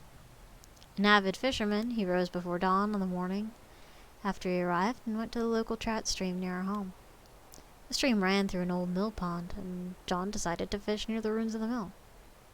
As he approached the pond, my brother saw a man wearing an old-fashioned clothing, fishing from the bank. The man was seated on a stump and placed a large stick in the ground in front of him, the fishing pole resting on the fork between two branches. "Having any luck?" John called jovially to the old man. The fisherman ignored him. "The fish biting today?" John tried again, a little louder this time, thinking the old man was hard of hearing. There was no response. John shrugged his shoulders and walked past the fisherman toward the spot further along the pond. After a few feet, my brother turned to look back at the strange old man. The man had vanished. John stopped in his tracks, startled. The area around the pond was flat, and there had not been time for the old gent to pack up his gear and disappear into the trees at the back of the property. The only place he could have gone was the ruined mill, unless he had walked into the pond. John looked at the water, but he only saw a few fish. Puzzled, he went to the old mill and peered inside. No one was there. Retracing his steps, John paused at the stump where the old man had sat fishing a few moments before. There were no footprints in the soft ground save John's own boots as he passed. There was no hole where the forked stick holding the fishing pole had been sunk into the ground. Gave him goosebumps, John told us later. Thought he must have dreamed the whole thing. He told Tom and me the story over breakfast and repeated it later that day when we were in town. Several of the older residents, who were blatantly eavesdropping on us as we sat at the counter of the local diner eating hamburgers for lunch, exclaimed excitedly when John described the old fisherman. "That's old Mr. Brockhurst who used to live in your house. An ancient man—" "Oh, sorry." "That's old Brockhurst who used to live in your house," an ancient man seated beside us said. "He used to fish in that mill pond every day of the year. Come rain, snow, or shine, he would hack a hole in the ice in the winter time." "Must have been his ghost you saw," cackled another old fellow from the booth near the back. "I told you that house was haunted." "I didn't see him in the house," John reminded the old man. "Brockhurst had the most impressive set of fishing tackle I ever seen," the first man said reminiscently. "He kept it in a small closet under the stairs. Would never let anyone touch it." Tom and I both stiffened when he mentioned the closet. We exchanged glances. "What happened to Mr. Brockhurst?" I asked. "He drowned in the mill pond one winter. Folks said it was suicide, but I think he just fell through thin ice," the old man said. "Well, that explains the open door," Tom said to me and John after we'd left for dinner. "Brockhurst must be fetching his tackle out of the closet each morning so he could go fishing." We laughed a bit shakily and agreed with him. As we passed a sporting goods store on our way to the car, John suddenly excused himself and went inside. He came out a few minutes later carrying a shopping bag. "What'd you buy?" asked Tom. "Some new lures," said John. This was so typical of John that I laughed. He'd brought a mountain of fishing tackle with him and now he's buying more. Didn't you bring enough fishing gear with you? I teased him. Oh, this isn't for me, said John. Well, who's it for? I asked curiously. This is for Mr. Brockhurst, John said. He must be tired of using the same tackle over and over again, so I thought I'd leave some new stuff in the closet for him. We fishermen always like to try out new gear. Tom and I laughed at his foolishness as we got into the car and drive home. I was awakened the next morning by a muffled exclamation of delight from downstairs, followed by a cheerful whistling. Oh god, this ghost is just me in it. Thinking that John was going fishing again, I turned over and went back to sleep. When I went down half an hour to start breakfast, I was surprised to see John standing in the open door to the closet. He was still in his bathrobe and was sipping a hot cup of coffee. John was looking at the empty shelves inside the closet, and I went to peer in the door with him. What are we looking at? I asked. Nothing, John said with satisfaction. I left the new lures on the top shelf last night, and now they're gone. I shivered a bit. You think Mr. Brockhurst took them? I asked. You better have, John said briskly, or I just wasted $20. I felt a bit spooked looking at the empty shelves where the lures had been. I closed the closet door and hastened into the kitchen to make breakfast, remembering the muffled exclamation and the cheerful whistle I'd heard earlier. Yes, I thought as I broke several eggs into the frying pan. I believe Mr. Brockhurst did take the new lures with him this morning when he went fishing. I was smiling as I turned on the stove and started scrambling eggs for breakfast. Alright, that's just wholesome as fuck. Why are ghost stories sometimes wholesome? That's just cute. That's cute.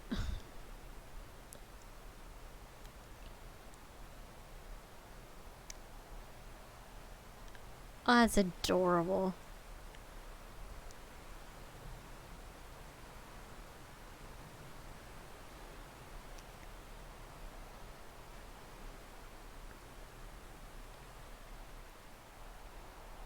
Oh, that's just delightful.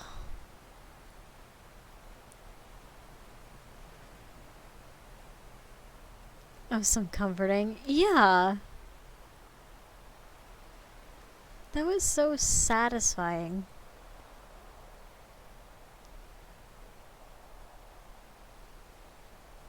Alright.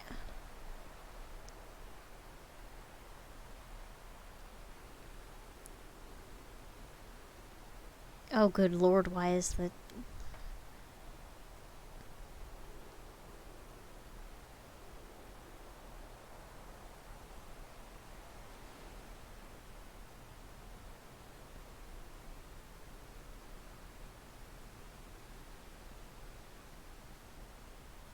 Oh, this is like dialogue. Okay, never mind. Hold on. I'm looking for some last little stuff to read.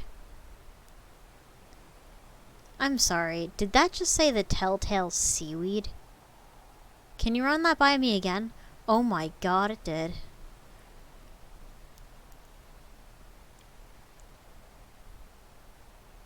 Watering is a thing? Yes.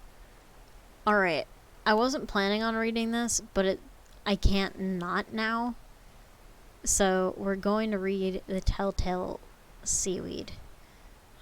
Because I simply have to know now.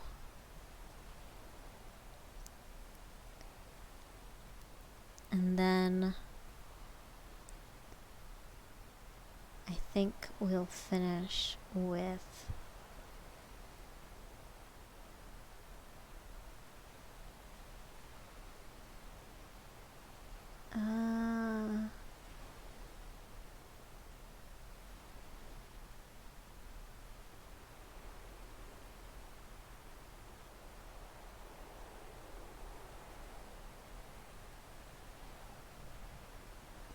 it was you I talked about, the Cask of Amontillado, right? Actually, no. The Fall of the House of Usher is a good one. We'll do the Fall of the House of Usher. Oh, I don't remember how the fuck long that was. Oh, wait, no. The Fall of the House of Usher was long as fuck. Never mind.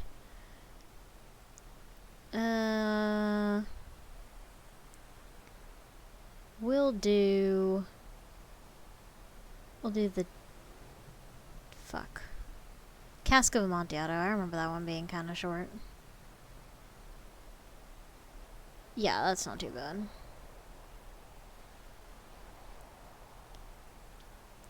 So... We'll skip the police for now. Sorry, police.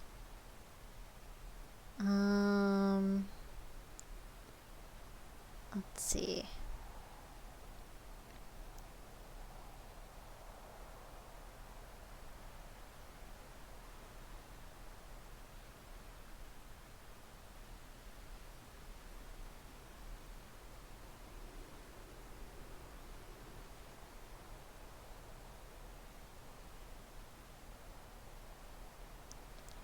Yeah, we'll start off with this for now. And then I'll just kind of leave this tab open.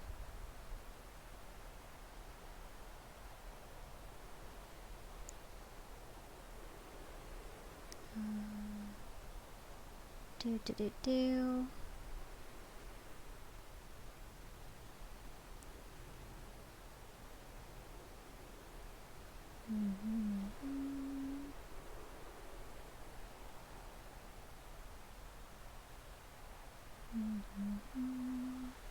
Sorry, I'm just sorting through things and getting myself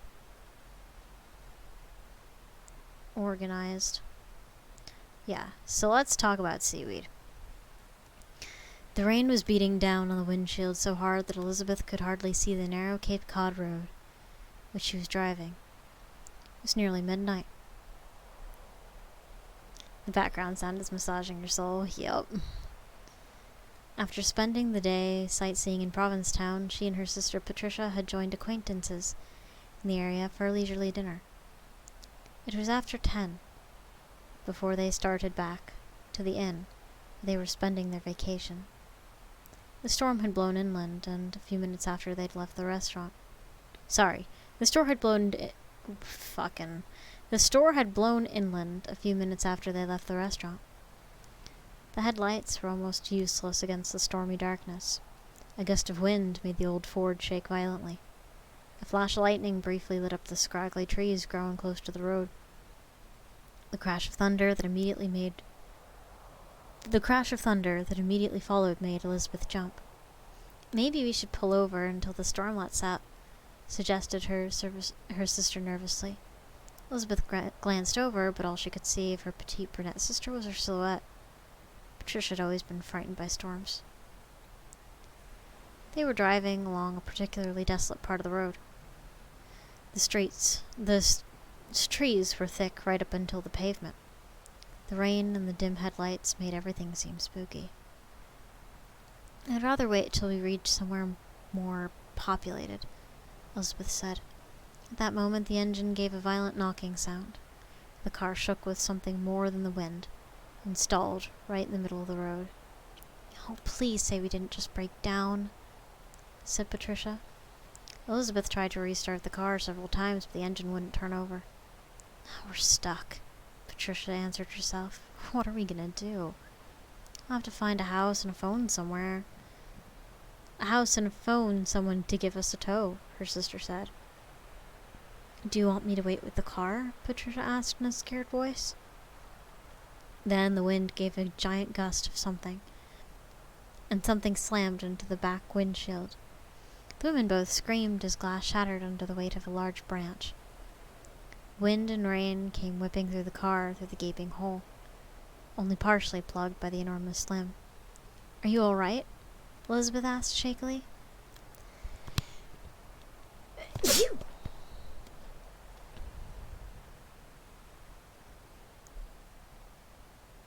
I sneezed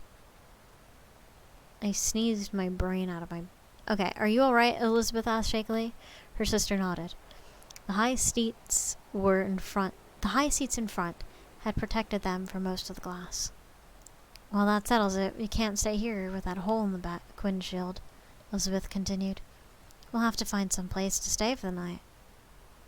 Taking a flashlight from under the seat, two sisters ventured out into the storm. They were immediately soaked to the skin. Thank you. And the roaring of the wind made talk impossible. After they'd walked for about 5 minutes, a flash of lightning revealed a waist-high stone wall that surrounded an overgrown lawn. Another flash, seconds later, showed an old, neglected-looking house, set back a little away from the road. No, Patricia shouted immediately over the wind. We are not going in there. Do we have a choice? Elizabeth yelled back. We'll catch pneumonia if we stay out here any longer. She hurried up to the wall and walked along it until she came to an iron gate. The gate opened with a high-pitched groan. Elizabeth hesitated. The sound gave her goosebumps. Maybe Patricia was right. Maybe they should look for a different place to stay. Just then, a fierce gust of wind drove the rain right into her eyes. Elizabeth decided she was going to look no farther. She straightened her shoulders and stepped out into the uneven walkway. Behind her, she could hear Patricia grumbling as she followed. Elizabeth walked boldly up onto the small front porch and paused before the long, dark door. The house was even creepier close up. Paint was peeling off the door frame, and the boards below her feet felt warped. Still, the porch offered some shelter from the wind and rain. I don't think anybody lives here, Patricia said into her ear. Elizabeth rang the old-fashioned doorbell. She could hear the sound echo through the house, but no one answered. She rang again, and still no answer. Elizabeth went around the side of the house toward a rain-streaked, cracked window. One of the shutters was hanging loose, banging against the side of the house in a forlorn manner. Elizabeth stopped it with her hand as she looked into the window. She could see a large room full of books. It looked like a library. The dust lay heavy over everything. A perfect vacation spot, Patricia yelled sarcastically from behind her. At least it's out of the wind and rain, Elizabeth replied seriously. We can get the blankets from the trunk of the car. There may be some wood inside for a fire. Why don't you stay here while I run back to the car? Oh, no, Patricia said. We'll both go. Maybe someone will have stopped by now. We won't have to spend the night in this horrid house. They hurried back to the car. When she saw the massive size of the tree limb lying over the trunk, Elizabeth was glad Patricia had insisted upon coming along. She could never have shifted it alone. Together they wrestled the limb off the back of the car and pulled the blankets out of the trunk. Thrusting the blankets inside their raincoats to keep them dry, they hurried back to the house. By this time, even Patricia was glad to be getting out of the rain. The front door was unlocked, and it creaked open into a narrow hallway. Elizabeth sneezed. As dust tickled her nose, she shivered. The house was chilly, but at least it was dry. The dust was so thick that they'd left visible footprints on the door wherever they stepped. I'm not going upstairs, said Patricia. Let's just sleep down here. After eyeing the spooky dark stairwell, Elizabeth agreed. The sisters hastily searched the downstairs for some firewood. There was a few small sticks left in the bottom of the wood bin in the huge kitchen, but not enough to start a fire. The wood box in the library was totally empty. After vetoing Patricia's suggestion that they break up some of the chairs to make a fire, Elizabeth decided they would sleep in the library, which was marginally warmer than the rest of the downstairs. The sisters removed their red coats and spread them out on the table by the fireplace, hoping they'd dry by morning. Then they made a bed out of blankets and lay down to sleep on the library floor. Elizabeth wasn't sure what awakened her. Perhaps it was the sudden silence. The storm is over, she thought, opening her eyes. The room was bright, but the light was strange. The room was full of the smell of the sea. Elizabeth sat up and gasped. A bedraggled man in rough sailor's clothes was standing next to the fireplace. He was dripping wet and looked as if he were trying to dry himself before the fireplace. Who are you? Elizabeth called out in a strangled whisper. What are you doing here? At the sound of her voice, Patricia sat up. She took one look at the man, gave a small shriek, and buried her head beneath the blanket. Is this your house? Elizabeth continued in a stronger voice. We were sorry. We needed the shelter for the night, and we thought no one lived. Her voice trailed off as she belatedly realized that the light was coming not from the window, but from the sailor. He was glowing in the dark. The blanket beside her was shaking. She could hear Patricia, a confirmed atheist, whispering the Lord's Prayer. The sailor turned and looked directly at Elizabeth.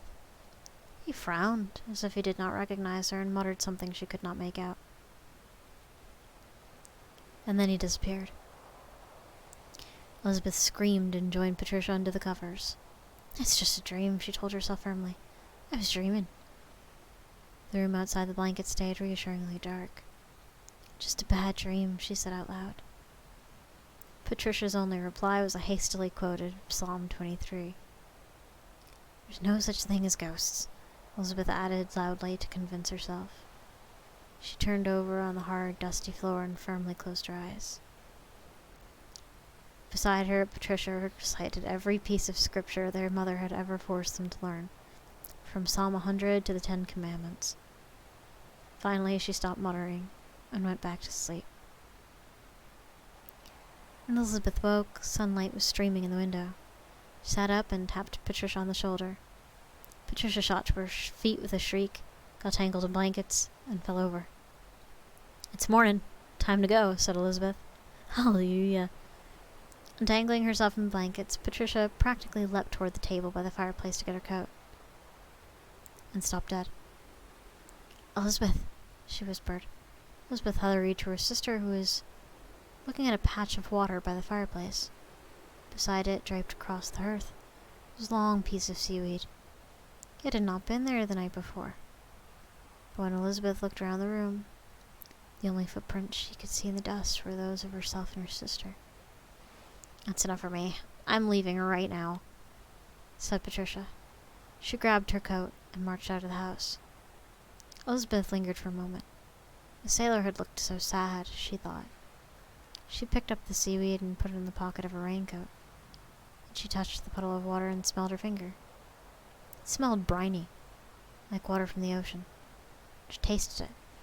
It was salty. Slowly, she followed her sister out of the house and down the road to the car. By the time she arrived, Patricia had flagged down a milk truck. The driver offered them a ride to the nearest town.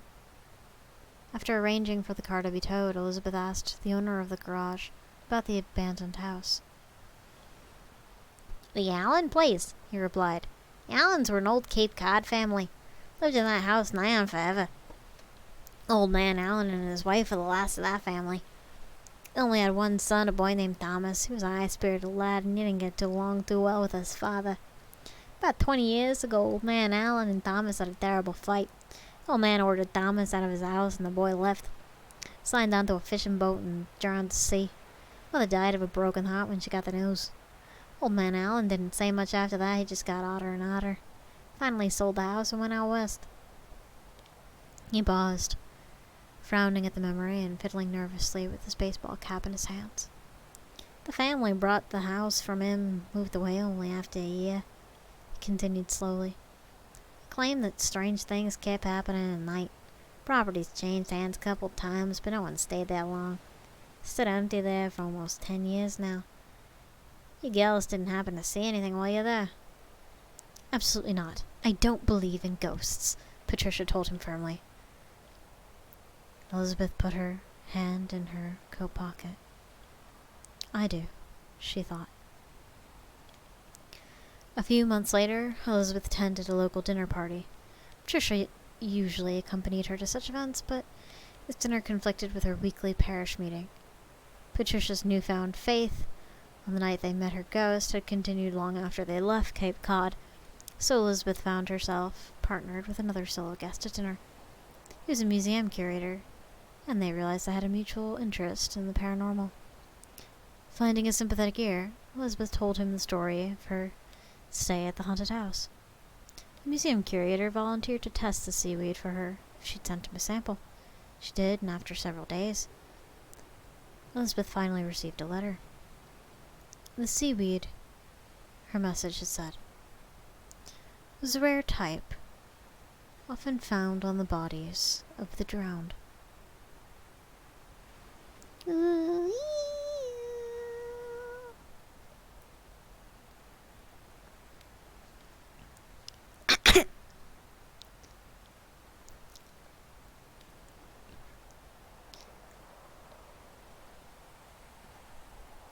Of the witch sheep. Alright, we'll save that one for later. But looks like New England's got a bunch of good ones. Alright. We'll do the Cask of Amontillado. And then we will do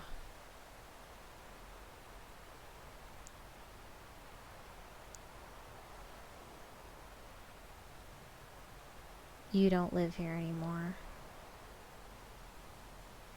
from the Cheyenne tribe, or the Cheyenne tribe.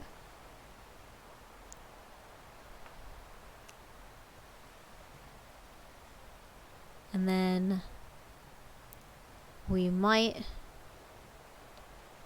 finish it off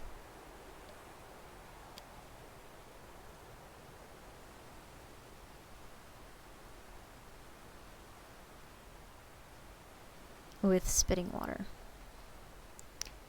Alright. But first, Edgar Allan Poe's The Cask of Amontillado. The 1,000 injuries of Fortunato I had borne as best I could, but when he ventured upon insult I vowed revenge. You, who so well know the nature upon my soul, will not suppose, however, that I gave utterance to a threat. At length I would be avenged. This was a point definitively settled. But the very definitiveness with which it was resolved precluded the idea of risk. I must not only punish, but punish with impunity. A wrong is unredressed when retribution overtakes its redresser. Oh God, old Letty, I wonder if old Letty would be proud of current decade goths. Probably. Probably not, actually. It is equally unredressed when the avenger fails to make himself felt as such to him who has done the wrong. It must be understood that neither by word nor deed had I given Fortunato cause to doubt my goodwill. I continued, as was my wont, to smile in his face, and he did not perceive that my smile now was at the thought of his immolation. He had a weak point, this Fortunato, although in other regards he was a man to be respected and even feared. He prided himself on his connoisseurship in wine.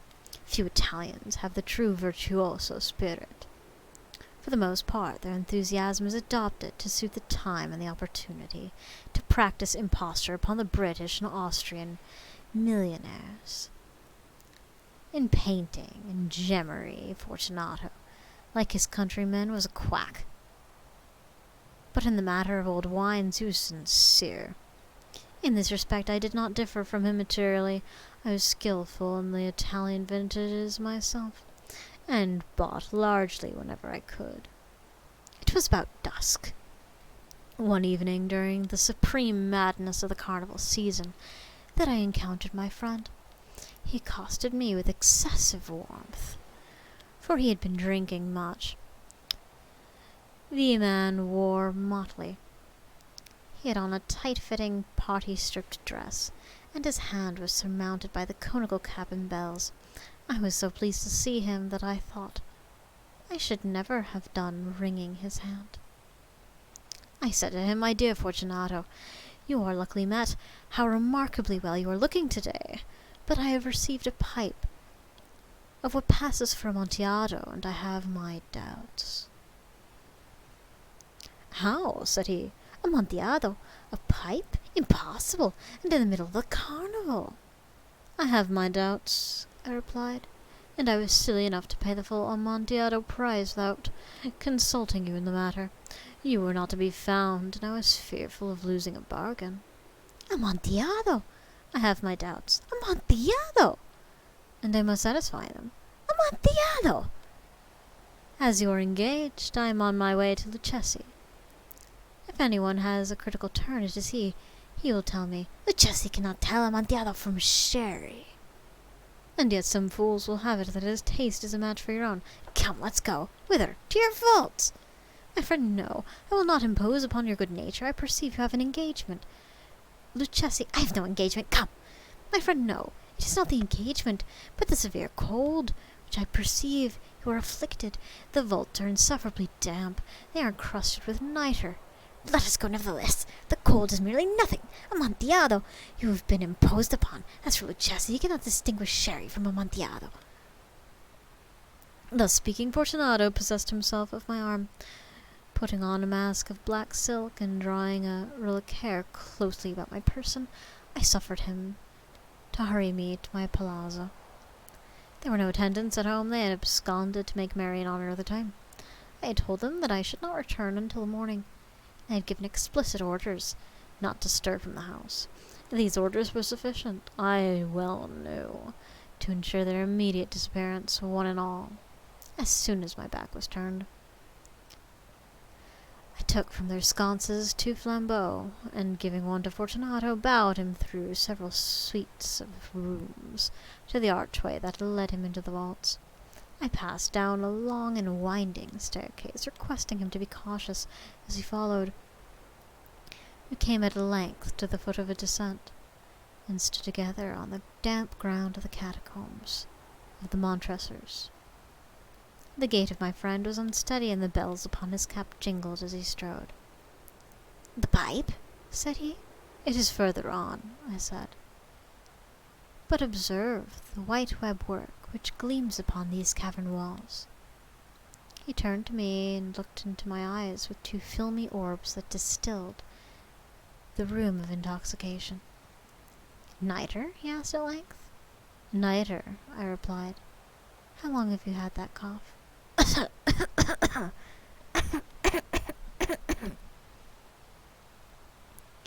My poor friend found it impossible to reply for many minutes. "'Tis nothing," he said at last. "Come," I said with decision. "We will go back. Your health is precious. You are rich, respected, admired, beloved. You are happy as I once was. You are a man to be missed. For me it is no matter. We will go back. You'll be ill, and I cannot be responsible. Besides, there is Lucchesi." "Enough," he said. "The cough is a mere nothing. It will not kill me. I shall not die of a cough." "Entre deux," I replied, "and indeed I had no intention of alarming you unnecessarily. But you should use all proper caution. A draught of this medoc will defend us from the damps."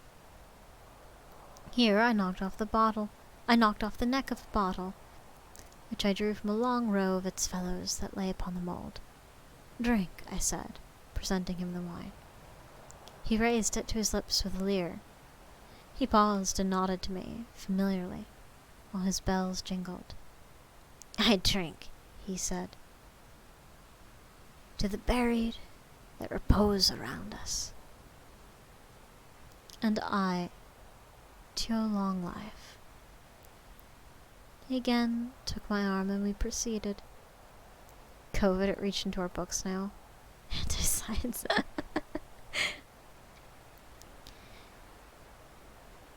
"These vaults," he said, "are extensive." "The Montresors," I replied, "were a great and numerous family." "I forget your arms." "A huge human foot or, a field azure. The foot crushes a serpent rampant whose fangs are embedded in the heel." "And the motto?" "Nemo me impune lacessit." Lacessit? It's Latin. Who the fuck cares? "Good," he said. The wine sparkled in his eyes and the bells jingled. My own fancy grew warm with the medoc. We passed through the walls of piled bones with casks and puncheons intermingling into the most recesses of the catacombs. I paused again, and this time I made bold to seize Fortunato by an arm above the elbow. "The nitre!" I said. See, it increases. It hangs like moss upon the vaults. We are below the river's bed. The drops of moisture trickle among the bones. Come, we'll go back here. It's too late. Your cough. 'Tis nothing, he said. Let us go on. But first, another draught of the medoc. I broke and reached him a flagon of de Grave. He emptied it in a breath. His eyes flashed with a fierce light. He laughed and threw the bottle upward with a gesticulation I did not understand. I looked at him in surprise. He repeated the movement. A grotesque one. You do not comprehend? He said. Not I replied. Then you are not of the Brotherhood. How? You are not of the Masons. Yes, I said. Yes. You? Impossible. A Mason? A Mason, I replied. A sign, he said. It is this, I answered, producing a trowel from beneath the folds of my roll-up hair. You jest, he exclaimed, recoiling a few paces. But let us proceed on to the Amontillado. Be it so, I said, replacing the tool beneath the cloak, and again offering him my arm. He leaned upon it heavily. We continued our route in search of the Amontillado.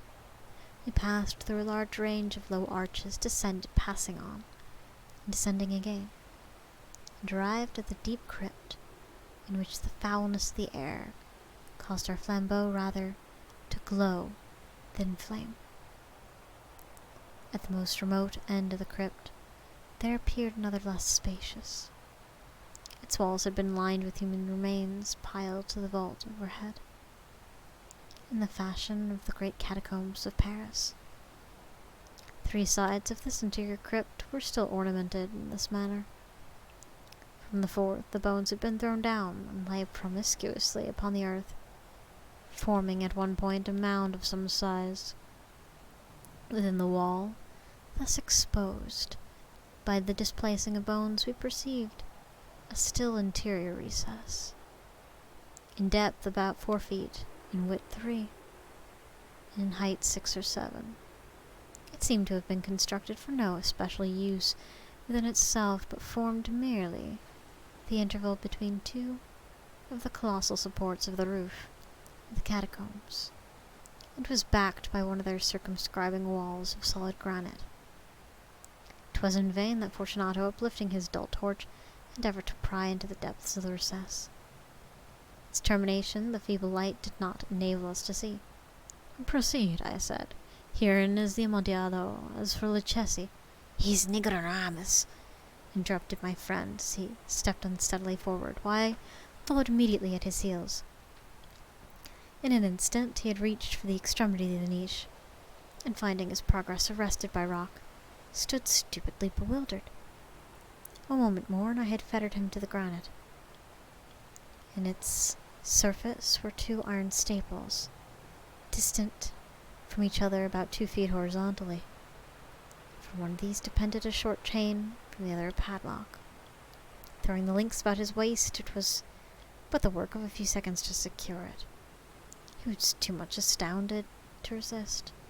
Withdrawing the key, I stepped back from the recess. Pass your hand, I said, over the wall. You cannot help feeling the nitre. Indeed, it is very damp. Once more, let me implore you to return.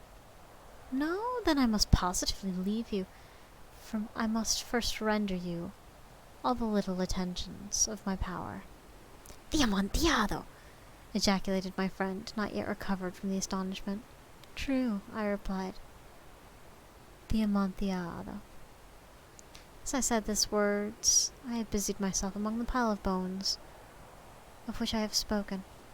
Throwing them aside, I soon uncovered a quantity of building stone and mortar.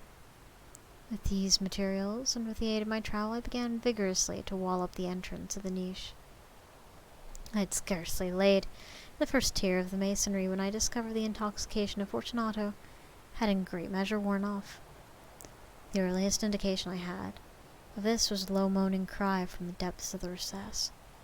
It was not the cry of a drunken man. It was a long and obstinate silence.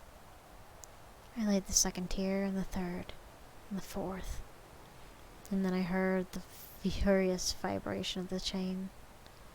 The noise lasted for several minutes, during which, that I might hearken to it with the more satisfaction, I ceased my labours and sat down upon the bones. When at last the clunking subsided, I resumed the trowel and finished without interruption the 5th and 6th and 7th tier. The wall was now nearly upon a level with my breast. Again I paused, and, holding the flambeau over the masonwork, threw a few feeble rays upon the figure within. A succession of loud and shrill screams bursting violently from the throat of the chained form seemed to thrust me violently back. For a brief moment I hesitated. I trembled. Unsheathing my rapier, I began to grope about the recess, but the thought of an instant reassured me. I placed my hand upon the solid fabric of the catacombs and felt satisfied. I approached the wall. I replied to the yells of him who clamoured. I re-echoed. I aided. I surpassed them in volume and in strength.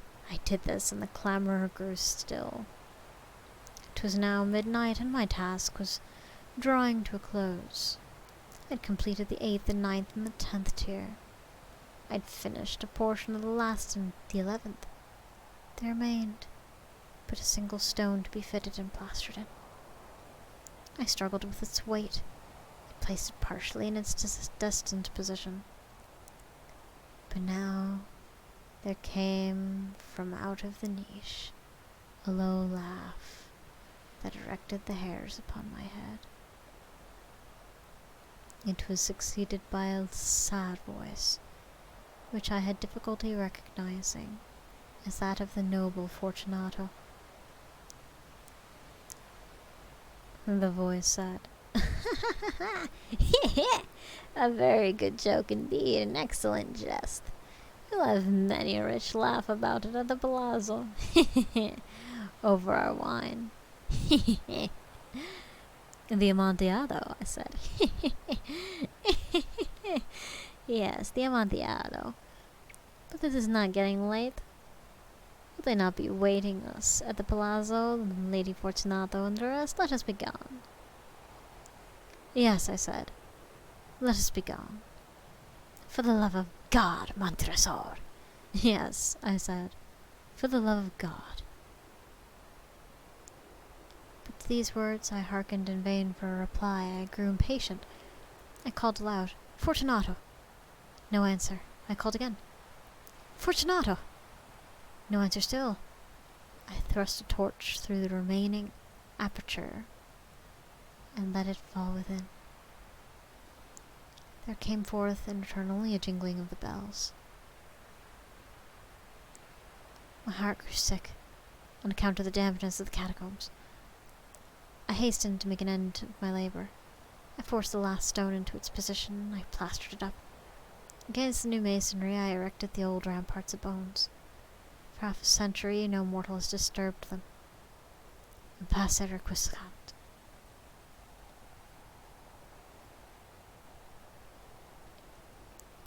And that's old Edgar Allan Poe.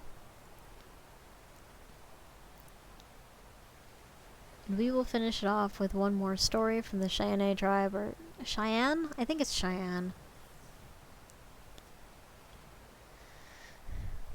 A few years back, my younger brother Jim was killed in a car accident near our home in Canton, Oklahoma. On the day of the funeral and burial, our whole family was at home, sitting silently. My mother and some of my sisters were crying. We were looking at photographs. Sometimes one of us would speak up with a memory. Suddenly our dogs started barking. They raced down the hill to the road that runs along our property. We all figured a car was coming because the dogs always did that when one came up the hill to our house. It must be friends of Jim who want to pay their respects, Dad said to us. "I know you don't want to talk to anyone, but please be polite. These visitors mean well. They are coming in honor of your brother." We all nodded as we wiped the tears from our faces. We stood up to prepare to greet the guests. Within Within a few minutes, we could hear the dogs barking as they returned up the hill. We listened for the car engine, but nothing. One of my sisters went to the window to see what was coming. Suddenly she yelled out, "Daddy, there's no car. What are the dogs barking at?" Dad stood up, frowning. Then he let out a sigh and started walking toward the door. "I was worried this would happen," he said to us. "It is your brother. He thinks he still lives here." We all looked at one another. How could he possibly know that? As Dad went outside, all of us kids gathered at the windows and watched. My mother stood at the porch, her handkerchief to her eyes. Dad walked out to the little rise where the road met our front walk. The dog stopped barking and came to sit quietly next to him. Dad smiled sadly as he spoke to the air in front of him, waving his arms and hands as he would do when talking in sign language. Then he stopped, put his hands to his sides, and nodded again to the air. He stood there a while. It looked as if he were watching somebody back down the hill. On the porch, our mother was crying again. After a few minutes, Dad turned around and headed slowly up onto the porch. Taking my mother's hand, he walked with her back into the house. "What happened?" We all gathered around our parents. "Yes," he said. "That was your brother. I told him we loved him and we would never forget him. But he had to join the spirit world. I told him, you don't live here anymore."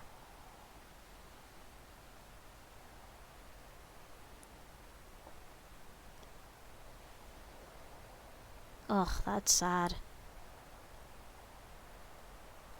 Alright, we'll finish it off with one of those, like, accidentally wholesome Chinese horror stories. This one's called Spitting Water. Song Wan of Liang was appointed secretary to one of the boards, and rented a very dilapidated house in the capital.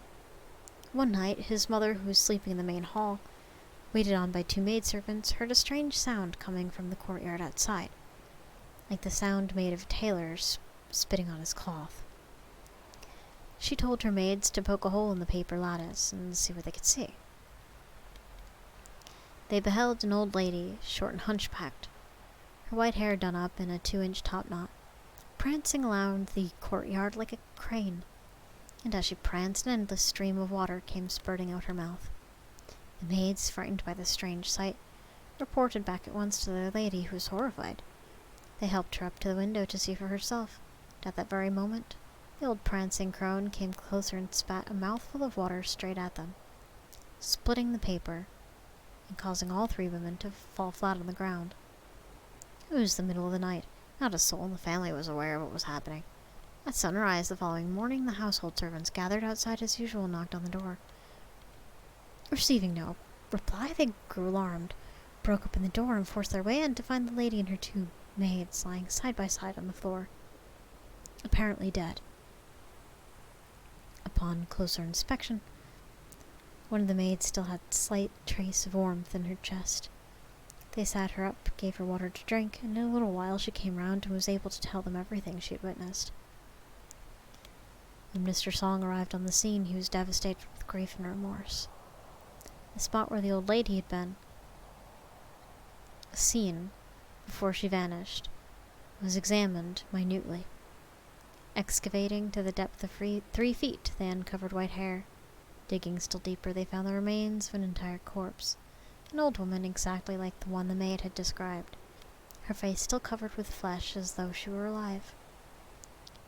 Mr. Song ordered them to strike it, and when they did so, the flesh and bones simply fell away.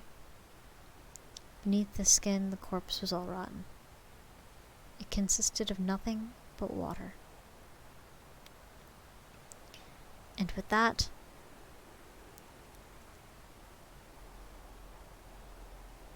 I will drink water.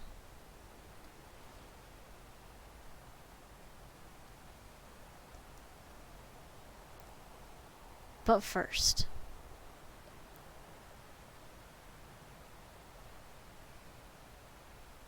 It's like 11:13. It's fine. I think the stream has gone on for long enough, but we will have more spooky stories next Friday. Mark my words. For those of you who want the sound stuff, it's this. Let me get it to you. It's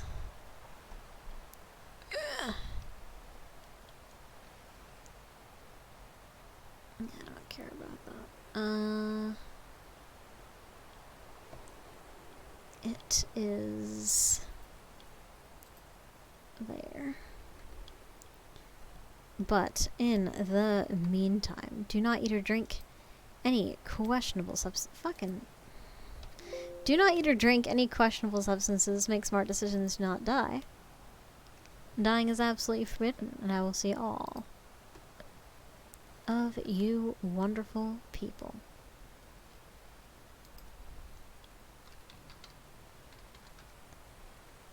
at a later time. Take care, guys.